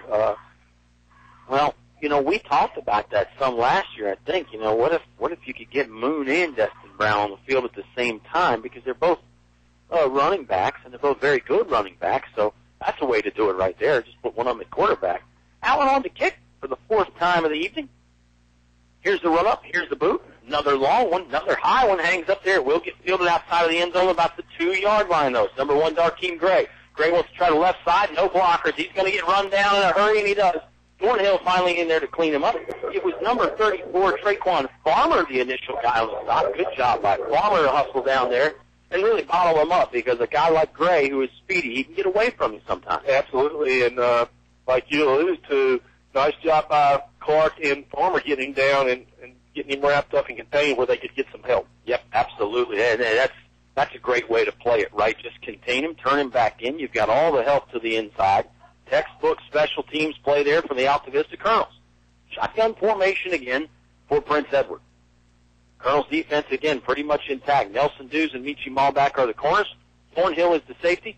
The linebacking crew will go over here in just a minute. We might be calling one of them's name. Moon misses the sack again. Walker will pull it down and run for it. Stopped at the 25-yard line, it looks like. Boy, the Dante Point actually came from the weak side and did a great job in a gain of 3 at the 23-yard line. Good to call Dante's name tonight. We talked about it a little bit earlier, but that's really the first play where he's made a play, a solo tackle. Yeah, you're absolutely right. Heady play there by Anthony Walker to pull it down and run. He really turned probably a big loss into a 3-yard gain. So give him credit there. He's back in the shotgun again. He's a little deeper this time in the shotgun. No, he's not. He was tying his shoe, and that was Bigelow that was back deep, about 8 yards as a running back. Blitzing linebackers again for the Colonels. Walker wants to throw, not going to be able to. Dropped, and I think he hit around the face mask again. This time it may be Demetrius Johnson that's the culprit. Again, nothing malicious, wasn't trying to. He had his hands up because Walker was going to throw. Walker pump fakes, pulls it down, so those hands end up hitting the face mask, and that's where you get the penalty. And that's a tough one, Oscar. I mean, you're just playing hard. You throw your hands up trying to bat the pass down. The quarterback ends up pump faking. So, I don't know. It's a judgment call for the referee, and not one that I envy them having to make either. No, we talked about that with Coach Sharmas, and he said that they weren't going to make any adjustments. What they were going to do was they taught the kids how to tackle. They taught them, not to lead with the forearm. They taught them not to lead with a helmet. And lo and behold, that's the third one tonight. Yeah, it's not right. It's not the old school NFL films. They had Too Tall Jones, throwing the clothesline on a guy or a forearm shiver. It's nothing malicious like that. It's just the hands are up trying to get in the passing window. Well, he did a pump fake, and it put him with Johnson a little bit off balance. And then when he tried to make the play, he came down. Yeah, it's tough. I mean, it's tough all the way around. And I guess by the letter of the law, it is a penalty. 3 receivers to the right here. Fresh set of downs. For Prince Edward, they'll go from the left hash mark, 35-yard line. 37-yard line. Back to pass is Walker again. Going to get harassed again, and he'll get dropped. He's not dropped yet, but they'll call The forward progress done. Darius Johnson was on the spot. Demetrius Johnson was on the spot. Flag comes out late. Now some extracurriculars, not really some pushing and shoving, more just some verbalization of some frustrations, I think. We'll see who this is on. Your guess is as good as mine now. Well, it was interesting because there were some shoves back and forth, and there were two officials down in the midst of that scrum that were separating the players. The back judge threw the flag from 15 yards downfield. Yeah. So it looked like a cornhole toss almost. Yeah, I'm with you. It seemed like maybe those two officials that were in the middle were going to break everybody up and settle it. The right thing is offsetting here. We'll see what it is. There's one against the Altavista Colonels. Let's see if another one comes out against Prince Edward. No, it's going to be just against Altavista. And so it could be a situation where somebody said something, we couldn't see it, because from up here in the press box, we didn't see anything too malicious that would indicate that Altavista was the only culprit there on that penalty. But again, we digress. 8:33 left to play here in the Apple Market second quarter. 20-0 Altavista lead. Best drive of the half for Prince Edward. Yeah, it's featured two penalties. But again, move the ball any way you can, I suppose, if you're Prince Edward. Be first down from the 42-yard line. The one thing if you're Coach Revis is you don't want these kids to not be aggressive. That's so he'll have to do some coaching at halftime, but they certainly can't afford to do the little pushing and after the whistle type incidents. Excellent point. Devontae Clark in the ball game now for the Altavista Colonels on defense. Looks like he's the only new face that I can see so far. Shotgun formation again. Walker wants to throw again. He's hit. He is dragged down by big number 56, Trayvon Elliott. Ball came out momentarily. It was scooped up by number 54, Brandon McKay. It's still Prince Edward football. Looks like they're going to mark that back around the 32-yard line, and that's a 17-yard loss. That is a big loss there. Smart play by McKay to jump on it. Johnny on the spot right there to scoop up the fumble. Big hit right there by Trayvon Elliott. Just bulldozing his way through that offensive line. Under 8 minutes to go now in the first half. Colonels leading 20-0 over the Prince Edward Eagles. Trayvon Elliott, for you Altavista fans that haven't seen him and saw him last year, he's lost about 20 pounds and really toned up. He was in the weight room hard all year long. Yeah, he's leaner and meaner. I don't think he's lost any strength from slimming down. I think, if anything, he's got more strength now. Shotgun formation again. Two receivers to each side for Prince Edward. Walker will call the snap count. Wants to throw it quick. Looking out over that right side. Pass is incomplete. It was a little bit too high. He's looking for Theron Ball, I believe, and then they'll bring up third and a long bus ride again. This is one of those situations where the Colonel linebackers are licking their chops because they can pretty much plan on it being a passing play. They are licking their chops, but they got to be careful. They can't afford any kind of late hit or face mask or blow to the head. Or so if you're the coach here, Oscar, I'll give you one to think about. Is this a place where you tell your guys, hey, maybe not so aggressive? Let's just get off the field on third down here. It's third and a mile.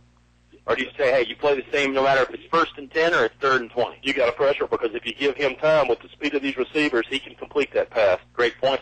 Linebackers are blitzing. Delquan Bigelow had to pick up the bad snap. He is smothered. No flags on that. There is the flag. As soon as I said that there was no flags, the flag comes out.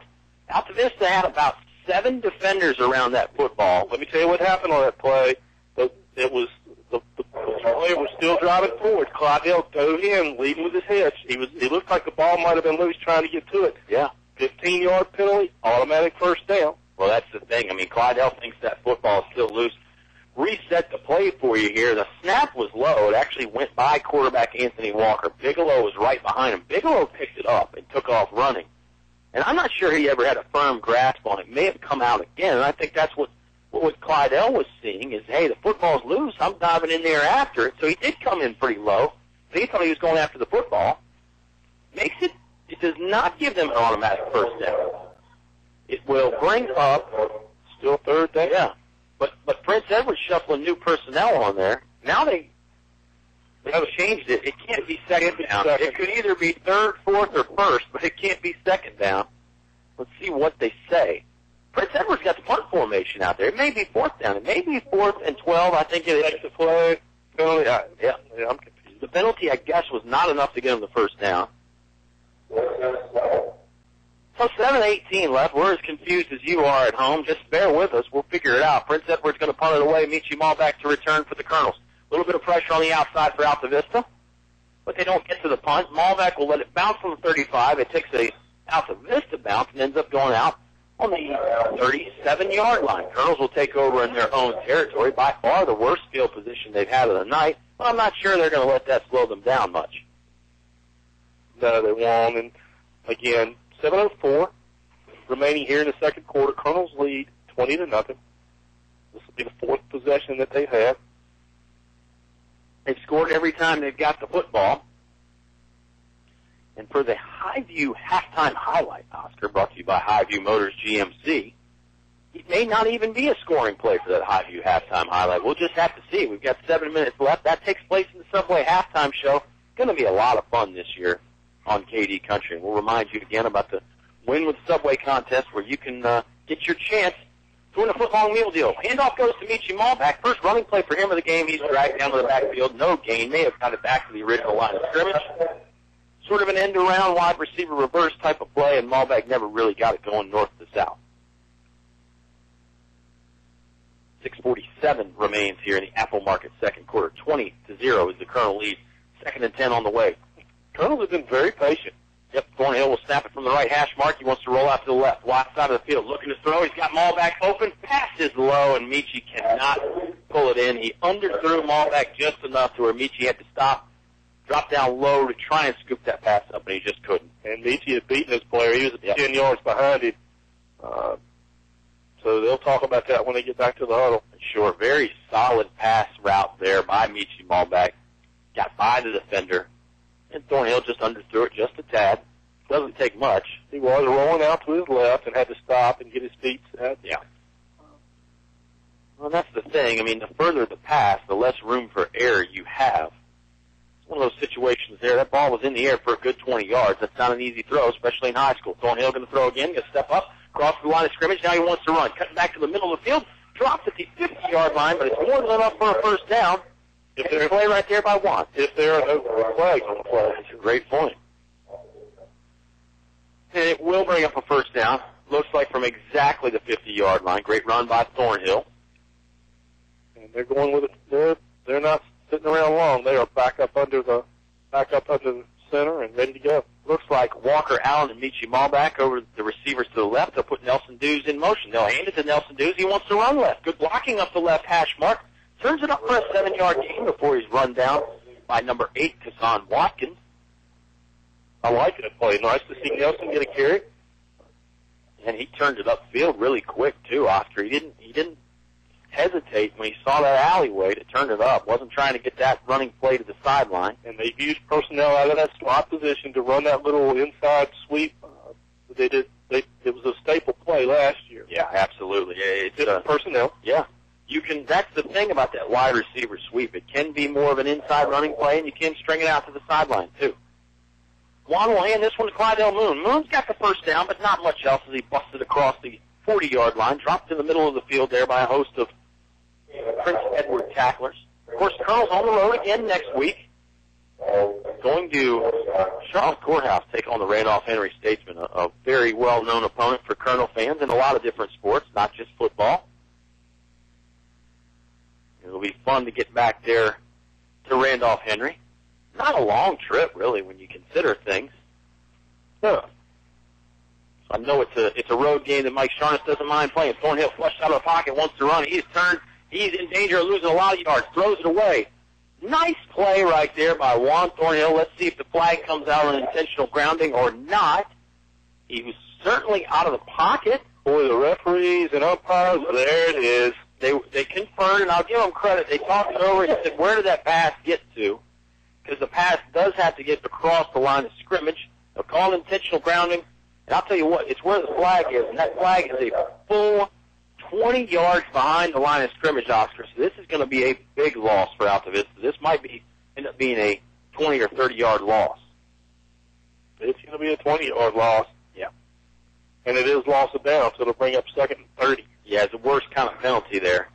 And you can't fault Juan Thornhill on that. He was getting chased out of that pocket. He nearly got sacked 3 times, finally escaped a man's grasp, and he was able to throw it away. I thought he got it back to the line of scrimmage on the pass, but he didn't. There were no receivers really in the area, but if he was outside the tackle box, you can throw it away as long as it goes past the line of scrimmage. They'll spot this football on the 35-yard line, left hash mark. Colonel's first down, Oscar, is at the other 29-yard line. That's a 25-yard loss. Yeah. It's 3rd and 35, is that right? It's hard to see. Should be second. Yeah, it should be second. You're right. Illegal procedure penalty now on the Colonels as they were getting that ball snapped, so they'll lose 5 more yards. They try and add it up again. 10, 20, 30.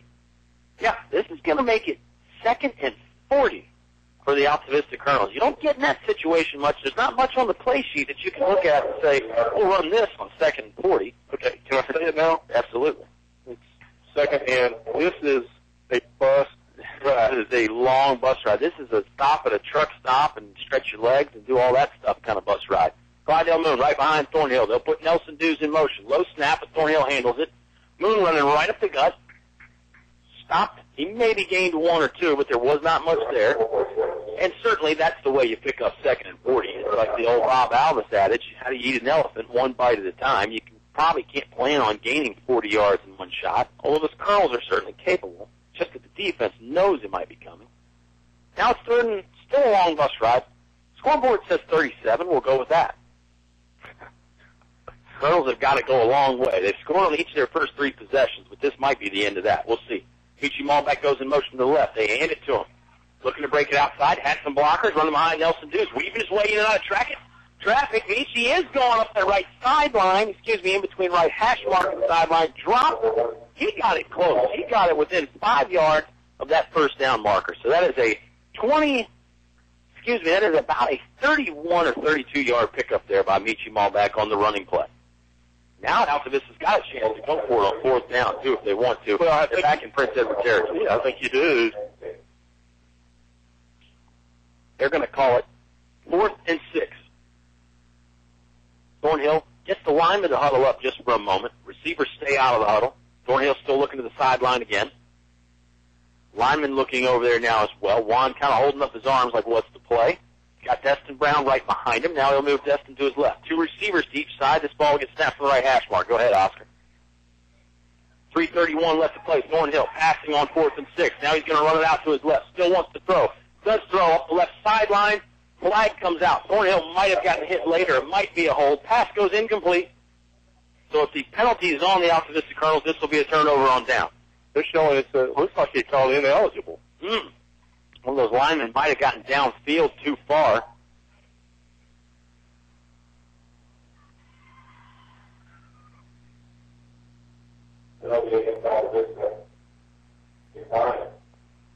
Penalty was against Altavista. 3:20 left to play here in the Apple Market. 2nd quarter, 20-0 is the Colonel lead. First time they've had the ball that they did not score. It'll be Prince Edward football at the 36-yard line.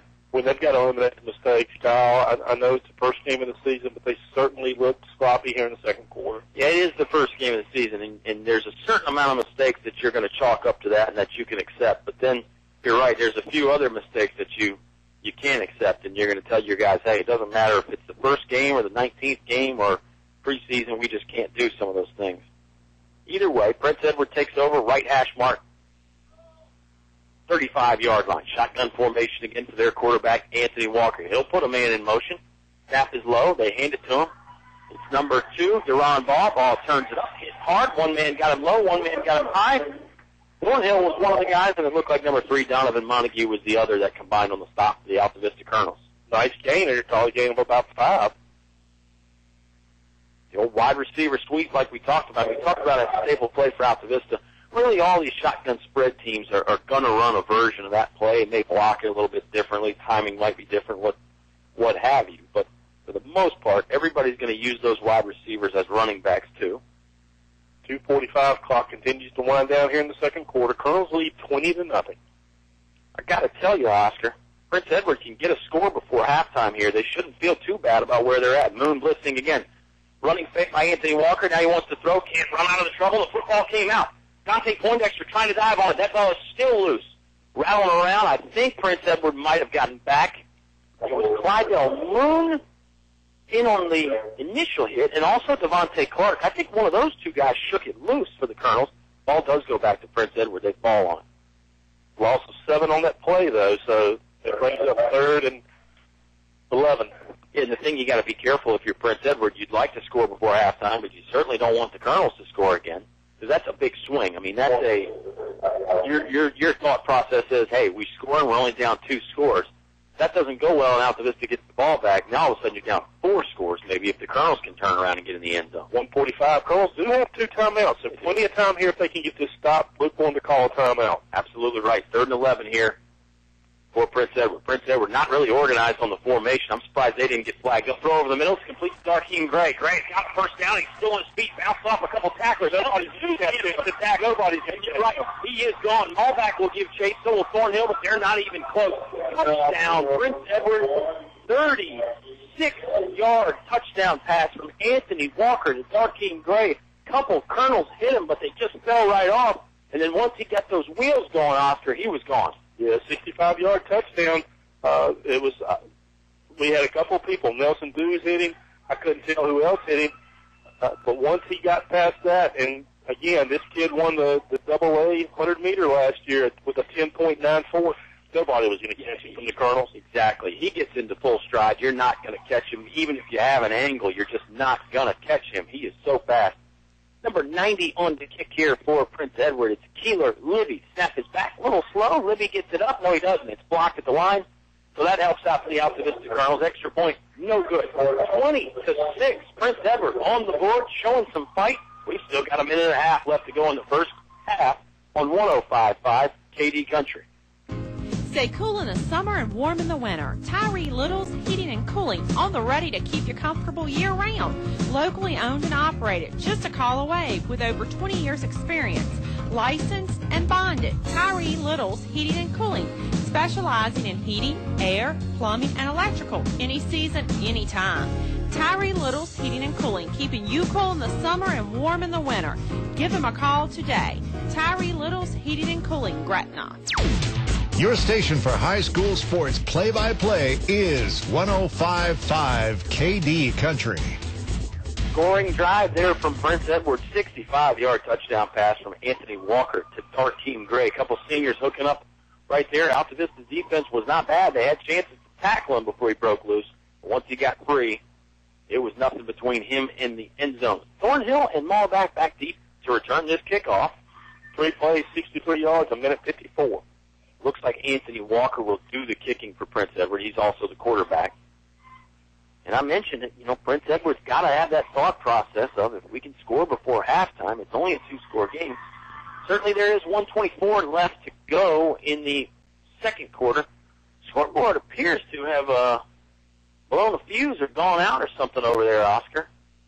And they are looking up here in the press box. They're in a separate room from us, so we can't really hear anything. I don't know if you want to pop your head over there or not. I think Oscar does. No, it's back on. It is back on. But that's good. Didn't have to reset it or anything. Everything just came right back up. 20-6, Altavista leads. 2 Thornhill touchdowns if you joined us late. 1 from 3 yards, 1 from 10. Clydell Moon also has a 5-yard rushing touchdown. Walker Allen 2 for 3 on extra points. And Darkeem Gray has a receiving touchdown from Anthony Walker as far as the scoring goes for Prince Edward. Walker on the kick now. Thornhill and Malback are standing on about the 15-yard line. Thornhill to the right, meets you to the left. This kick is low. They want to keep it away from him. Ball is loose. Devontae Clark fields at the 34-yard line, and he is dropped for a little bit of a loss. Let's see where they spot this one at.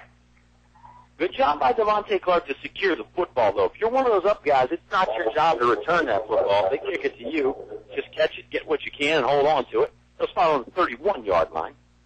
1:20 left to play here in the Apple Market second quarter. Of course, what a way to kick off the weekend by going to Apple Market and getting everything you need. Snacks, beverages. Probably going to need some gas this weekend, Oscar. You may as well get that while you're at Apple Market as well. 3 great locations in Altavista. I might go to the beach this weekend. I know you might. Maybe even teeing it up down there. You need Get you some stuff from Apple Market up for that long trip. Thornhill, snap is low, but he scoops it up. Going to get chased out of the pocket again. Boy, he's back deep again. He'll throw it away. It's actually caught by Destin Brown. Brown hit hard as soon as he turned around and caught it. That was not the way the play was designed. Give Juan and Destin credit for trying to make something happen, but it's a big loss there. Prince Edward was in that backfield in a hurry, and the low snap did not help either. I got to tell you, this second quarter is one of the most disjointed quarters that I think we've seen the Colonels play in the last 2 years. I mean, last year and obviously this year, the first game of the season. It looks like it's the first game of the season. Let me play there from Destin Brown. He goes right behind the right tackle. Colonels will call a timeout. Let's take it with them. It's going to bring up 3rd and 11. We'll see what kind of play calling Coach Sharnis has in mind. 44.2 seconds left in the half. Altavista leading 20-6 over Prince Edward on 105.5 KD Country. There's just one place where students are students first, and athletics are played with purpose and perspective. That place is your local high school. High school sports offer more than the joy of competition. Studies show that student athletes in Virginia are also likely to enjoy greater levels of achievement in other areas of their lives, including academics. High school sports, a winning part of a complete education. Brought to you by English Construction Company, Main Street, Altavista. Here's more award-winning high school sports with Kyle and Oscar on 105.5 KD Country. 44 seconds remain here in the first half between Altavista and Prince Edward. We're in Farmville. You're listening to WKDE Lynchburg, Altavista, 105.5 on your FM dial. KDCountry.com on your internet browser, perhaps the TuneIn app for your smartphone. Thornhill will lead the team back out onto the field here. It's 3rd and 11. 44.2 seconds left in the half. The time is an issue as well. Overload, bunch formation to the right here. Thornhill going to run that way. Not going to think about passing. Turns it up, right hash mark. He's got a first down and more. Now he's going down the right sideline. Got some guys in front of him from Prince Edward. He just runs it out of bounds. He had 2 men there that were standing between him and the end zone, so smart play. Take it out of bounds, stop the clock. Last year we talked about the blocking downfield. Great job by Nelson Dew, stealing that hole for one, allowing him to pick that hole. Great job. They're going to mark him out at about the 23-yard line, it looks like. They overloaded the formation to the right. More blockers than Prince Edward had defenders over there. And Thornhill, once he found that little seam in the defense, he was off to the races. As you said, great block by Nelson Dews out on the perimeter. Dews is in the right slot now. Malbeck is in the left slot. They'll put Dews in motion. Thornhill gets the snap. He fakes it to Nelson. Now he wants to throw. This time he's got some time to stand in the pocket. Going to have to get rid of it now, though. He does. Throwing in the corner of the end zone. Right sideline more so. Looking for Demetrius Johnson, but Johnson is not around. Ball's incomplete. Brings up 2nd and 10. 28 seconds left. Passing game has not looked sharp tonight. No, in that time, like I said, Juan had time initially. Then the pocket started to close, but I think you can't fault the offensive line on that one because they gave Juan enough time initially. 2nd and 10 from the 22-yard line. 28 seconds remaining here in the first half. Altavista football in Prince Edward territory. Bunch formation to the right, one tight end to the left. That's Darius Johnson. Snap is a little low. Juan Thornhill takes care of it. Got time to throw again. Corner of the end zone, looking for Michi Malbeck. Malbeck runs under it. Touchdown, Altavista. 23-yard scoring pass from Juan Thornhill to Michi Malbeck. Great job using the formation, and then Michi Malbeck starting on the right, ran all the way over to the left. Defense lost him. Malbeck just ran under that high floating pass from Juan Thornhill for another 6-point touchdown for the Altavista Colonels. Boy, what an ugly drive that was. You think about everything that happened right at the beginning. So, great job by the Colonels staying engaged, knowing that there was plenty of time left, matriculating the ball down. Absolutely. Nice matriculation down the field. And they erased their mistakes, too. Their mistakes didn't cost them. They didn't turn it over. They didn't lose too much yardage. Walk around on the kick. Nice snap back to Juan Thornhill. Allen boots it right down Broadway. That one's good. And that makes it a 27-6 Colonel lead. 19.8 seconds left to go in the half when you come back on 105.5 KD Country. No one knows trucks like we know trucks. Come see us and you'll agree. From small to tall, we've got it all. Highview Motors, GMC. Come on in and bring the family and see your friends at Highview Motors, GMC.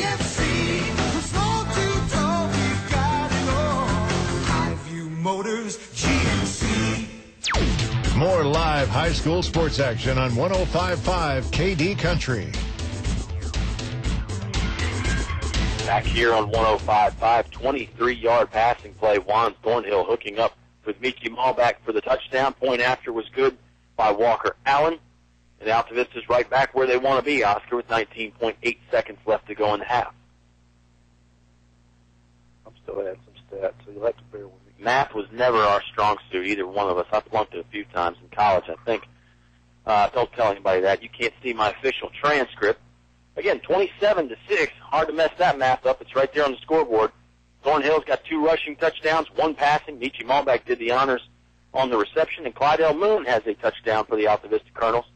Allen 3 for 4 on the extra points, and he's on to kick off again now. Prince Edward showed some life on their last drive with the long scoring play. Darkeem Gray, the great speedster for the Eagles, getting in the end zone. You and I were talking about him on the ride up. State champion in track. We remembered him from the game last year. He's a very good athlete. Here comes Walker Allen on the run up. Ball placed on the 40. He'll line drive this one. It's going to bounce him about the 10. It looks like Delquan Bigelow to return, going up the middle. Now he wants to go left side. Shook off 1 tackler, shook off 2 tacklers. Moon was in there for the stop, and then the rest of the Colonel team converged. A lot of white jerseys around him there finally, but it's a nice solid return. He gets it to about the 24-yard line. I say solid because Prince Edward's used to starting at the 20 or worse. Colonels have fought him about the 25. Colonels have done a good job pinning them back all game long. 11.1 seconds left here. So if you're the Colonel's secondary, if you're the Colonel's defense in general, big key here is not to let one of the speedsters like Darkeem Gray break loose. I mean, I'm not going to say you go into the all-out prevent, but you give an extra 5 or 10-yard cushion right here. Don't give up the big play with only 11.1 seconds left in the half. You certainly got to be aware of where Gray is, and I don't see him out there either now.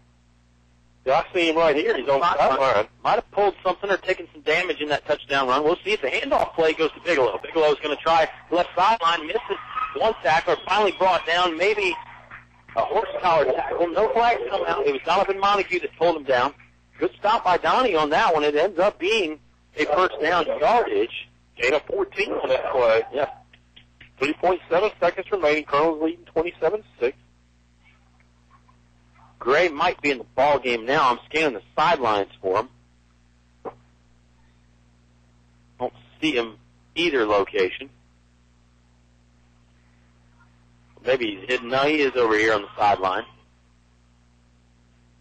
And it brings up 1st and 10, 40-yard line for Prince Edward. 3.7 seconds left. Probably the last play of the half. 3 receivers to the right. They'll hand it off to Bigelow again. Bigelow's going to go left in between the hash marks and the sideline. Stutter step move, chased out of bounds by Nelson Deuce, and that'll do it. First half of the season is done for the 2014 year, and Altavista's got a 27-6 lead. Subway halftime show when you come back on 105.5 KD Country. Relax on the road this fall with the peace of mind you get from Michelin Tires. Because from August 25th through September 21st, you can get $70 via MasterCard reward card after submission when you buy any set of 4 new Michelin passenger or light truck tires, including the new Michelin Premier All-Season tire. See Calvin, Stanley, and Frankie at Perkins Tire and Auto Center, Highway 29, Chatham. Call 432-1100. See redemption form for complete offer details. Offer expires 9/21/14. Void where prohibited. Reward card issued by U.S. Bank pursuant to license from MasterCard International Incorporated. If you're like me, life changes, and that brings up financial questions. I'm Vivian Brown of First National Bank, and we're excited to offer a new financial answer center that will help you better understand your own needs. It covers various financial topics, offers free quick guides, and if needed, access to a First National Bank employee. So go to our website at 1stnatbk.com and take a look at the new Financial Answer Center. It's a smart resource that could help you bring home more bacon. First National Bank, member FDIC, equal housing lender. Apple Auto Glass is your windshield repair and replacement center in Lynchburg. You get a free car wash with all windshields replaced in the shop. Apple Auto Glass wants the fans to enjoy the boys of fall this high school football season. When I feel that chill, smell that fresh cut grass, I'm back in my helmet, cleats, and shoulder pads, where the boys of fall. Apple Auto Glass salutes the boys of fall. Back to the press box for high school sports on 105.5 KD Country.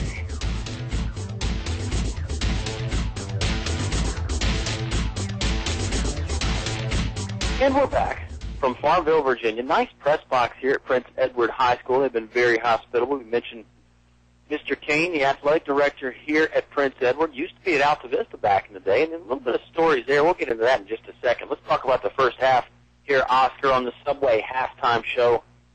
Colonels had their moments. They had their moments where they looked good. They had their moments where they didn't look so good. Way too many penalty yards, and unfortunately for Colonel fans, that's something they've been hearing for a while. They didn't let it stand in their way last year, but you'd certainly like to eliminate some of these penalties. Well, you have to. 93 total yards and penalties for the Colonels, and as they get into some of the more competitive games, you think about a Galax and Appomattox, a Dam River, you certainly can't afford to have that type of problem. Talk about team speed. Looks like that's given the Colonels a little bit of problem, too. Prince Edward was able to get a couple times, able to get some people out on the edge. And certainly when Gray got loose, nobody was going to catch him on that 65-yard jump. Yeah, Gray was a very nice play there. Good pass from Anthony Walker to get it to him. Altavista's defense has been pretty solid with the exception of that one long play right there and the penalties, of course. Other than that, they haven't given up a lot of ground. You never give up any ground when you go to Subways in Altavista. The customer service, fantastic. As always, you and I stopped in there before the game. I know Robert Duff is in attendance here tonight. He said he didn't know if his smartphone was working or not and he could listen, but everybody that has ever been to Subway knows about the quality there. August foot-long special is the $6 barbecue oven-roasted chicken melts. So you still got a few days for that, and then something new in September, and that'll be as exciting as always. But that's the thing about Subway is the menu constantly evolving, so you don't have to get tired of one thing. And we made our ritual pre-game, had our dinner there today. As always, superb job. Absolutely. I'm going to get back on the flat teasers. I was kind of doing that 7 or 8 days a week there for a while, and I gave it a rest. I think it's time to bring the flat teaser back. And I'll tell you what else it's time for out there, folks, is we've got a brand new segment here on the Subway halftime show, something we think is going to be very fun. It's all brought to you by Highview Motors, GMC. From small to tall, Highview has it all right there, Main Street in Altavista, and it's called the Highview Halftime Highlights. We're going to pick a play that was particularly exciting. Bunch of good choices here so far tonight in this ball game, Oscar. 5 touchdowns. We've got something that is not a scoring play right here, but it was a big play, and it set up a score. Thornhill ran it in the end zone right after this. Juan hooking up with Michi Malbec for a long passing play, and it is our Highview halftime highlight of the night. Here it is, folks. Juan will throw. Still wants to throw. He's got Malbec open. Malbec catches it on right hash mark around the 35. Trying to make some guys miss. Michi's still on his feet, and he's still on his feet, dragging some tacklers with him. He is finally stopped at the 10-yard line. Impressive catch and run from Michi Malbec. Great throw by Juan Thornhill, too. Wow, that's the old Thornhill to Malbec combination that we know and love. Handoff going to Clydell Moon. No, Thornhill wants to keep it. Going to go left side on the QB keeper. Headed to the pylon. Dives. Is he in or is he short? They're going to say he's in. Touchdown, Juan Thornhill on the 10-yard scoring run. That's 2 on the evening so far for Juan, 2 for the Colonels. Walker Allen will come out to try the extra point.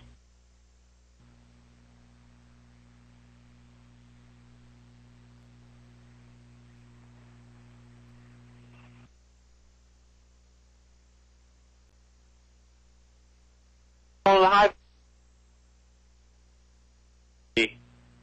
press box in Farmville, Virginia. There was a Highview halftime highlight. So brand new thing. We're trying to iron out the kinks there, Oscar, as you may or may not have heard. It was even a double dose. I didn't know if they were going to get the Thornhill touchdown on there. So double Highview halftime highlight of the evening. Those back-to-back plays were instrumental here in getting the Colonels a lead. And, again, it was a nice job and, a little bit of different technology for us. And as you alluded to, we are ironing out the kinks. But I think it's something that the listeners are going to look forward to.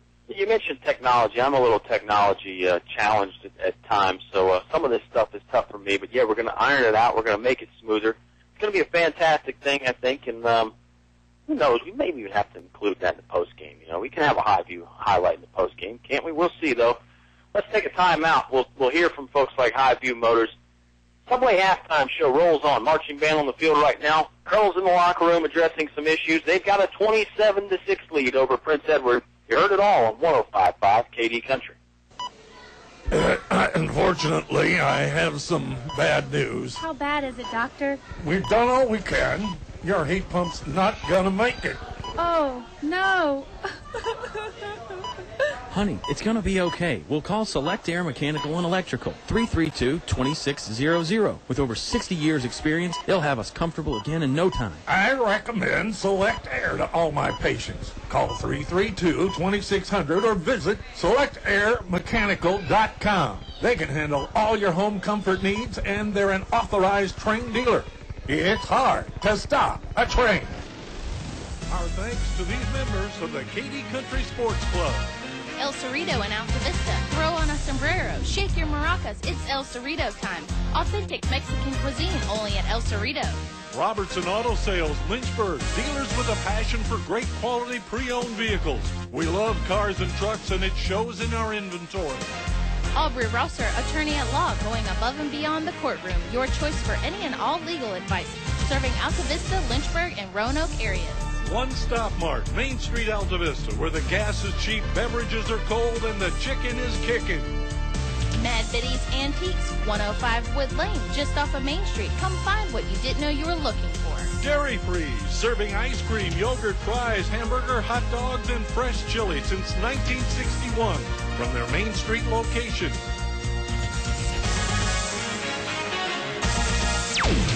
Your high school sports station with award-winning coverage on 105.5 KD Country. Subway halftime show rolls on here. Colonels lead 27-6 over the Prince Edward Eagles. Again, Subway doing something special with them this year. During Colonel games this year, KD Country and Subway of Altavista are giving you a chance to win with Subway. Make sure you like the KD Country Facebook page. That's going to be very important for this. If you don't like KD Country on Facebook yet, make sure you go get that done now and tell your buddies as well. And at some point during the Subway post-game show tonight, we're going to give you the code word, and you message that word to our Facebook page. First person to do so wins the foot-long meal deal for Subway. And you never know, we may change it up and maybe more than just a foot-long meal deal in the future. Tonight, that's what we've got from Subway and Altavista, and I can think of a lot of good foot-longs that I'd probably like to get with that thing, but it'll be your chance to do it tonight. And again, we're going to give you the code word at some point during the post-game show. We're going to say text the words Colonel or touchdown or Subway or WKDE or something like that. It's going to be something, some sort of a football/Subway related word. You'll have to message that to our Facebook page, and the first person that does it wins. And again, like I said, you never know. We could change it up. Could be more than one next week. It could be more than just a foot-long meal deal next week. But we're going to start there, and I know it's something that people are pretty excited about. I'm pretty darn excited about it myself because Subway's in Altavista, hard to beat. Applewood pulled pork and barbecue steak and cheese. They got the summer barbecue footlongs going on right now. Those are pretty impressive, and those will take care of any appetite, even when you got a big one like me and Oscar. We're always looking to eat more and more. You throw on a couple raspberry cheesecake cookies, and you can't go wrong there at Subway. And, of course, you can always relive this game more on demand at the KD Country YouTube page, brought to you by Feller Chevrolet. Follow the link at kdcountry.com. And remember, a short drive will save you money at Fellers. Of course, they're online at fellersdirect.com. If you're listening at kdcountry.com, it's always nice to browse that website, see what kind of deals they got going on over there at Fellers, because they've always got something great. And if you're listening online, you can thank your Allstate agent in Lynchburg, Chris Owen, Timberlake Road. Visit him online at allstateagencies.com/Chris Owen, or find him on Facebook. Always posting a lot of great money-saving ideas on there and that sort of thing. And, hey, like we said, you're in good hands with Chris Owen. Let's can't forget about KD Country Dollar Saver, too, while I'm thinking about online type of activities. You're sitting around and listening to the game. You need to save a buck, of course, so you go to kdcountrydollarsaver.com. If you don't know about it, it's a different half-price deal every week. We've got things like food, family activities, spas, massages. Half-price deals go on sale every Thursday at 10 a.m., and they're in limited supply, so make sure KD Country Dollar Saver is part of your daily routine there. kdcountrydollarsaver.com, or you can go to kdcountry.com and click on the link look around the area a bit here tonight. Liberty is at Stanton River, north side of Amherst, and both sides are defending state champions, just like the Altavista Colonels are. Tunstall is at Rustburg. That's always a fun game. Jefferson Forest at Halifax. EC Glass at Harrisonburg. Heritage is down at Patrick County. Brookville at Gretna. That's a fun game right there that we've actually been keeping an eye on. Brookville leading 14-0 at the half at Gretna. So we'll try and get a final score from there at some point as well. Buckingham at Appomattox. William Campbell at Randolph Henry. Talked about Randolph Henry. That's where the Colonels are headed next week. Chatham is at Hargrave, the old Chatham Town rivalry there. That one's especially interesting to Mr. Oscar Briggs. Dan River is at BY. That's some of the things happening on this nice opening night. Of course, Dogwood District Team Nelson County actually opened things up last night, Oscar. Lost to Luray, but I don't know what the circumstances were there. Were they expecting weather, or they just wanted to get a head start on everybody, get some notoriety or something? Yeah, I'm not sure why that scheduling was done like that, but I didn't know they were playing last night until I read the paper. I didn't either. Maybe they should have publicized it a little better, but we digress again, as we say. Let's take one more time out here on the Subway halftime show. About 3 minutes left in the halftime proceedings, so that'll give us time to get our bearings. Colonels will get all stretched out, and we'll be ready to go for the third quarter. Subway halftime show here. Colonels lead 27-6 on 105.5 KD Country. At English's Hardware Supply, look for the National Hardware Center. There you'll find a wide array of hardware items for your home, like storm and screen door latches and closers. National also has replacement strike plates for your storm and screen doors. For backyard security, the National Hardware Center has gate hasps, latch, and padlocks. And there's much more from National and Stanley. English's is your complete home center. Look for National at English's Building Supply in Altavista. A short drive will save you money. I'm Greg Walker. The song says a short drive will save you money, and I'm confident it will. At Feller Chevrolet, we have a reputation of good service, a friendly atmosphere, and great deals. Like these used 2013 Chevy Malibu 2LTs. With the new MyLink audio system and heated seats. We have 20 to choose from, all priced at $16,450 or $249 a month with no money down. Come see us. The short drive will save you money. Short drive will save you money. Feller Chevrolet in Altavista. In the past century, our community has grown, and Finch & Finch Funeral and Cremation Service has grown too, alongside the families they've known for so long. Finch & Finch is proud to have served you over 100 years. A family business, Finch & Finch Funeral and Cremation Service, dedicated to your service. Finch & Finch Funeral Homes. We're here because we care. Now back to the action with Colonel Sports on 105.5 KD Country. Back at Prince Edward High School, both teams are back on the field going through their warm-up routines. 2:18 left here in halftime. Kyle, when you look at the stats, they're a little bit misleading. However, they are what they are. Altavista 161 yards on the ground, 89 through the air for a total of 250. 62 yards for Prince Edward on the ground, 94 through the air for a total of 156. A couple of things stand out. No turnovers, so it's relatively clean half as far as that's concerned. Altavista with 93 penalty yards. That's crippling. Prince Edward with only 10. When you look at individual stats, Juan has 66 yards on the ground, Destin has 40, and Claudel has 16. The big play, Juan would have had a lot more, but he essentially took that sack. And in high school and college, the sack is attributed to the rushing game as opposed to pros, where that stat is counted as your passing game. Right. Yeah, you're right. So Juan really ran for a lot more yards than he did, but got to take the bad with the good. And you heard one of them there on the Highview halftime highlight there, the touchdown score from 10 yards. Of course, right before that was the long pass play to Michi Malbeck. Exciting stuff there on the Highview halftime highlight. It's always exciting on the Subway halftime show. And we mentioned the Win with Subway promotion, your chance to win a foot-long meal deal from Subway in Altavista. We're going to give you the code word. You got to be the first person to message it to our Facebook page. Not right now, though. That's in the Subway postgame show. We want to keep you around. And, with the action that we've had, it was 20-6 at one point. I know it's 27-6 now, but no reason to turn away here. There's some good things happening in this game. I don't think Prince Edward is out of this thing just yet either, Oscar. No, there absolutely right. Now the Colonels do get the ball first in the second half, so that'll be interesting to see if they've settled back in and can clean up some of the mistakes that they had in the second quarter. Yeah, they have had some mistakes. You mentioned the penalty yards, 90-some there, I think it was, that you said. I think first game of the year, I think Coach Sharness would accept, half that. He'd say, okay, we had 45 yards of penalties in the first half. I can live with that. I don't think he can accept 90 yards, so I know that was addressed there at halftime. We talked to a few members of the coaching staff here. They were coming up from the press box. They didn't seem unhappy, but they didn't seem overjoyed either. So I don't know that it was fire and brimstone in the locker room, but I'm sure there's some adjustments that need to be made. There always is. And let's face it, there's a ton of senior leadership on this team. Yeah. And nobody will be harder on themselves than these kids are. Thornhill, Clydell, Destin, the brothers Johnson, they have prominent leadership roles. Michi Malbeck, they will coach up the team. Right. They'll hold these kids accountable. Absolutely. Nice point right there. You're absolutely right. It's almost like you got 4 or 5 other coaches running around out there on the team, and they strive for excellence as much as the coaches do. They're athletes, they're winners, they're gamers, any other cliche you want to use. Anytime they step on the field or on the court or whatever it is, they want to win. And I'm sure they're pretty competitive in things off the court and off the field, too. You play them in video games, they don't want to lose. No, and this is the first game of the season. We recognize that.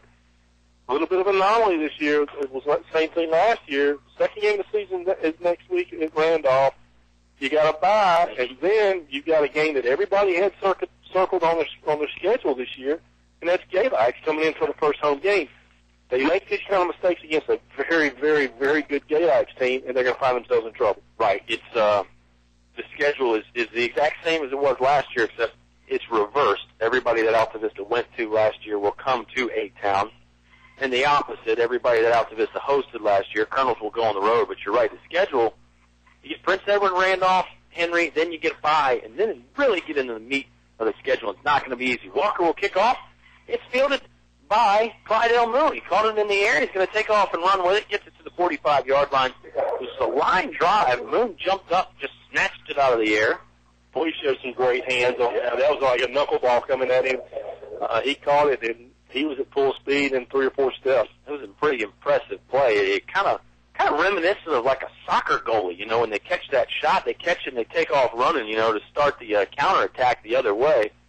Clydell kind of is a one-man fast break in that respect. So pretty impressive stuff right there. Good field position, too, 45-yard line in Altavista territories. The Colonels will start. Dante Poindexter going to show himself in the backfield here. First time we've seen Dante on offense. Comes into that blocking back spot. He's like a yard behind the offensive line. Put Michi Malbeck in motion. They're going to run behind Dante. Clydell Moon breaks free, shakes one tackle. Now he's got a first down across the 45. Shifty all the way down to the 37-yard line before he is dropped. Tried to cut back inside, but dragged down by Deron Ball. Big time gain right there for Clydell Moon. Going to go as a 17-yard pickup, I believe, right there from Clydell Moon. Good blocking from that blocking back, Dante Poindexter. Well, it's going to be interesting to see if the Colonels are going to try to establish a run now. They did throw the ball a considerable amount in the first half. Had a little bit of protection issues. Juan found himself scrambling on several occasions. It'll be interesting to see if they can get this run established now. Yeah, and the thing, I'll make this point in just 1 second about the passing game. Same formation. Clydell Moon is to Juan Thornhill's left. Here's the snap. He'll give it to Moon again. Moon going to go right side this time. He's plowing ahead for about 5 yards. Dropped at the 30-yard line. Productive running there from Clydell Moon. My point about Juan Thornhill in the passing game was going to be when he was getting flushed out of the pocket, Oscar, he was getting flushed out backwards. He was running backwards and not side to side, or even better, stepping up in that pocket. And it wasn't all Juan's fault. Got to have some protection up front. And here's the beauty of the Altavista backfield is you got Clydell, who had 2 tough runs. You trot him off. Here comes Destin Brown. Yeah, it's a 2-headed monster that is able to remain fresh. They put Malbeck in motion. They hand it to Destin Brown. Brown with a stiff arm. Now he's just going to try and run through some guys. He does that, and he picks up about 2. First down markers on the 25. I think Destin got it down to about the 27 or even 26.5-yard line, so it'll bring up 3rd and 2.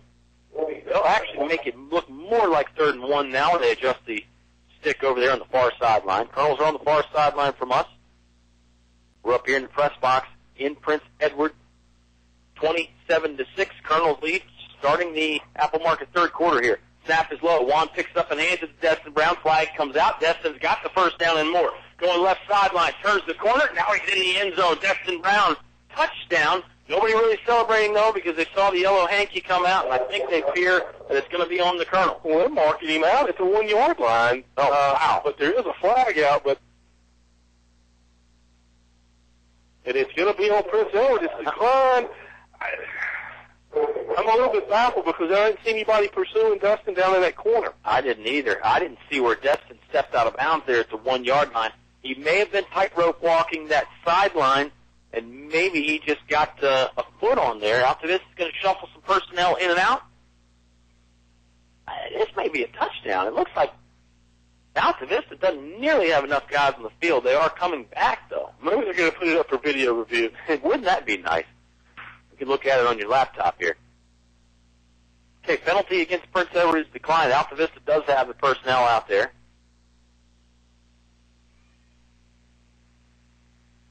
And I like the fact that the Colonels have established the run. Yeah, we're a little confused. Walker Allen's coming out now. They called that a touchdown. The hands never went up. No, they didn't. It was obvious to me that Destin got in the end zone. Right. Again, we were right the whole time. We should have trusted ourselves. Yeah, they're going to mark this a touchdown. Destin Brown with, I believe, a 27-yard touchdown run. Scoreboard has not changed yet. It still shows 27-6. It should be 33-6 if indeed it is a touchdown. And Walker Allen is kicking right now. I don't think he's going for a field goal. Snap is back. Kick is up. Kick looks like it's good. It is good.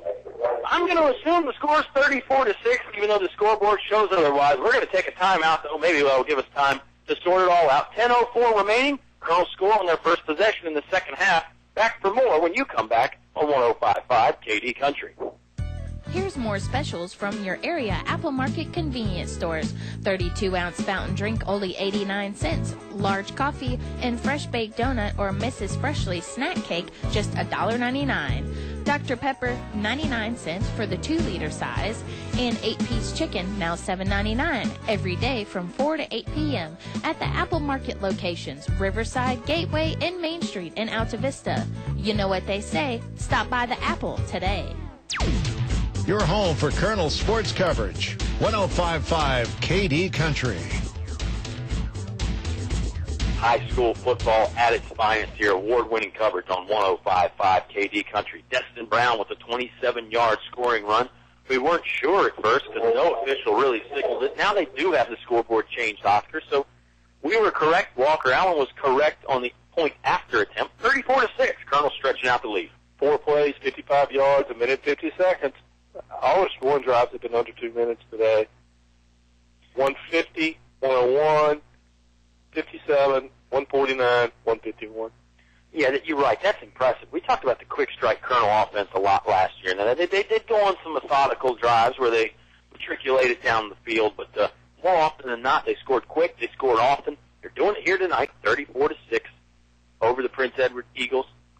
10:04 remain here in the Apple Market third quarter. And let's make this point now while we get a chance. This is not a bad Prince Edward team at all. No, I'd be willing to bet. I don't think they're going to go 1-9 this year. I hate to go out on a limb and say that because you never know, but this is a much improved team from what we saw last year. Now, Altavista won 35-7, but again, this is a better team. We're seeing better plays. That's causing the Colonels a little bit of problem. Yeah, this is a quality football team with a lot of speed. I'm with you. They're not going to go 1-9 if they can stay healthy anyway. Darkeem Gray is going to return this one. He runs through Clydell Moon's tackle and now finally drops at the 26-yard line, 27-yard line perhaps. 9:58 to go here in the Apple Market third quarter. 34-6 is your Altavista lead. And, of course, check out the weekly specials all game long at all 3 Apple Market locations, Gateway, Main Street, and Riverside. You get to hear about them during the commercial timeouts. Not ready for one of those yet, as it's going to be 1st and 10 for the Prince Edward Eagles. 27-yard line. I think it's only 8-yard line even now. Left hash mark is where they'll start from. Altavista looks like they've got the starting defense pretty much intact out there, Oscar. No subs just yet for the Colonels, at least not that I can identify. There have been some spot subs that we haven't called, but for the most part, they are leaving that group intact. And Coach Sharnes and Coach Revis are so good about that, aren't they? I mean, we saw that last year. Even in the Hayside game and state championship games, you see guys come in for 2 or 3 plays, and they make a play. They end up making a big play. Shotgun snap. Goes to the quarterback, Walker. Now he gives it to Bigelow. Bigelow's got nothing. I mean, he is just trampled on by 3 or 4 Colonel defenders. He never got going north to south. And then it was bad news when he hit the turf because there was even more guys coming to pile on top. Dante Poindexter's the one that had him down low and held him up for the other kids. They're going to mark that back.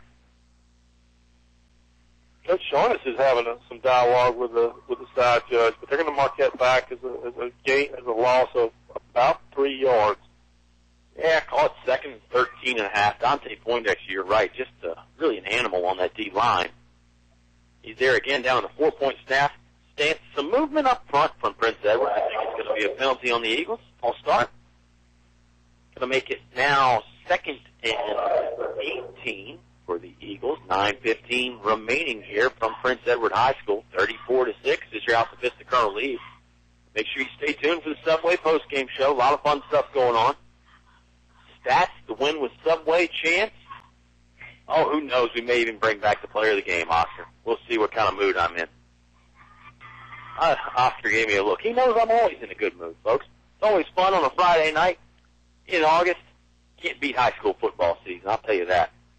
Shotgun formation again. Walker gets the snap, chest high, wants to throw, does swing it out. It got tipped.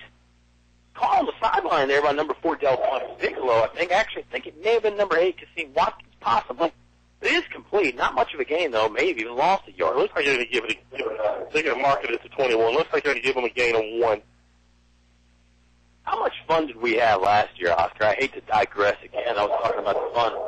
Man, going to Galax was just a blast. The Russburg game, going down to Dan River and the English's Triple E Reynolds press box. We did. I mean, Hayside was great. They treated us extremely well. The conditions were a little harsh, but boy, that was that Cold Mountain football. We loved it. Snap gets to Walker on the ground, but he scoops it up. Quarterback for Prince Edward is in trouble, though. Gets chased out of the pocket by the Colonels. He really got out of there and got back to the line of scrimmage. Destin Brown hit him with the shoulder pad and finally dropped him, but good scrambling there from Anthony Walker, the senior for Prince Edward. He did a great job. He could have been stopped 6-7 yards behind the line of scrimmage and did a little Houdini act and was able to get out. He looked like a mouse in one of those mazes, except the maze was constantly changing. You know what I mean? That's how impressive that it was. A mouse in a maze. I didn't script that. It just came to mind. It's really what I thought when I saw it. He was bouncing around in there. Punt formation now for Prince Edward on 4th and long. 4th and 16. Ball back. Beat to return. Inside the 50-yard line, though. Looks like his heel's on about the 48. Prince Edward will snap this punt from the 20. Taking some time. Snap gets back one hop. Oh, they want to throw. No, they don't. I don't think they do either, but it looks like the punter wanted to, and he is dragged down at the 15-yard line. Donovan Montague, Clydell Moon. I think Devontae Clark was in on the stop again as well. And this will go as a loss, and it'll go as a turnover on downs. Altavista going to take over on their own 15-yard line, ready to get into pay dirt again, Oscar. And important to note, if the Colonels can get in the end zone here, we'll start the running clock. Yeah, that's a good point. That's a good point. That running clock in high school football is, I think, one of the better things the VHSL has done, really.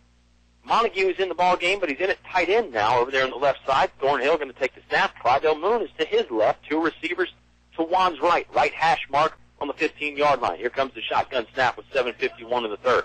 They hand it off to Moon. Wants to go back to the left. Clydell's searching for the end zone. Ball came out on about the 2. And it's recovered by Prince Edward. Just got popped out right there. Not sure who the defender was. Moon looked like he had a full head of steam ready for the end zone, but somebody just stuck a hand in there and punched it right out. And Clydell Moon is not happy with himself. Well, and justly so. We had a great vantage point for that, and the offensive line did an amazing job. Huge hole. Yes. Great job by the left side of the line in that hole. And Clydell, like you said, he had pay dirt. He was 5 yards away from getting in the end zone. Somebody from Prince Edward, couldn't tell who, did a nice job punching that ball out. First turnover of the game. Well, and that was an excellent play because, again, I didn't get a read on the number of who it was. But whoever it was that punched out couldn't make the tackle. That was the only chance they had. They gambled, it worked, ball came free, and Prince Edward picked it up. Now Prince Edward is backed up inside the shadow of their own goalpost. They'll snap this from their own 4-yard line. Shotgun snap again. Walker going to hand it off to the receiver on the end-around play. He's got some yards. He's got it up for a first down, tracking all the way across the 15-yard line down to about the 18-yard line. May have been Tequan Banks there on the carry. Banks caught that pass early in the game for Prince Edward. I think that's who it was. Flag comes out late. Let's see who this is on. It looks like Prince Edward's backing up. They are. It's holding in the backfield for Prince Edwards. This is probably going to be half the distance to the goal. This should put them on about the 2-yard line, Oscar. I don't want to be on the 2-yard line with guys like Montague and Moon and Brown coming at me. Boy, I didn't even mention the Johnson twins, did I? No, and you're exactly right. You do not want to be the way that the Colonels are stunning and get in the backfield. This is dangerous territory for Prince Edward. Well, and with the shotgun formation that Prince Edward opts to run from, Walker is going to be standing in the end zone when he catches his snap. Right hash mark this time. Didn't move it back much, only about a yard, so maybe the hold was a little downfield. 3-yard line, though, it's not good. Snap is high. Walker wants to throw. He's got some time. Going to heave it up over here towards us, near sideline. Throws it on the bounce, showcasing a nice arm. The accuracy wasn't there, but he certainly had plenty of distance. Was looking for number 5, DJ Williams. A lot of air time. Again, we've seen that on several occasions from him. Incomplete. Second down. And about 12. Yeah.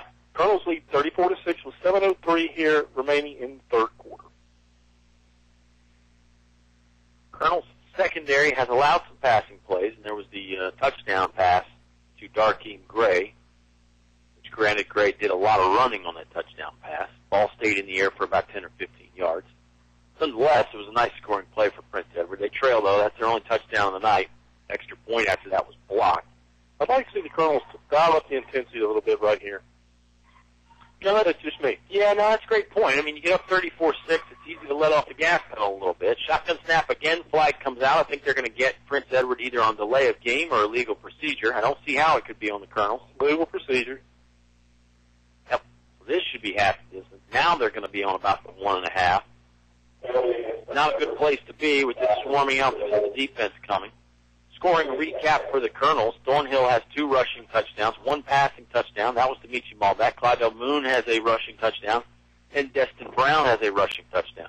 Brown got in from about 27 yards out. That's the longest touchdown of the night so far for the Colonels. I think the scoring pass from Thornhill to Malbeck was about 22 yards, if I remember correctly, Oscar.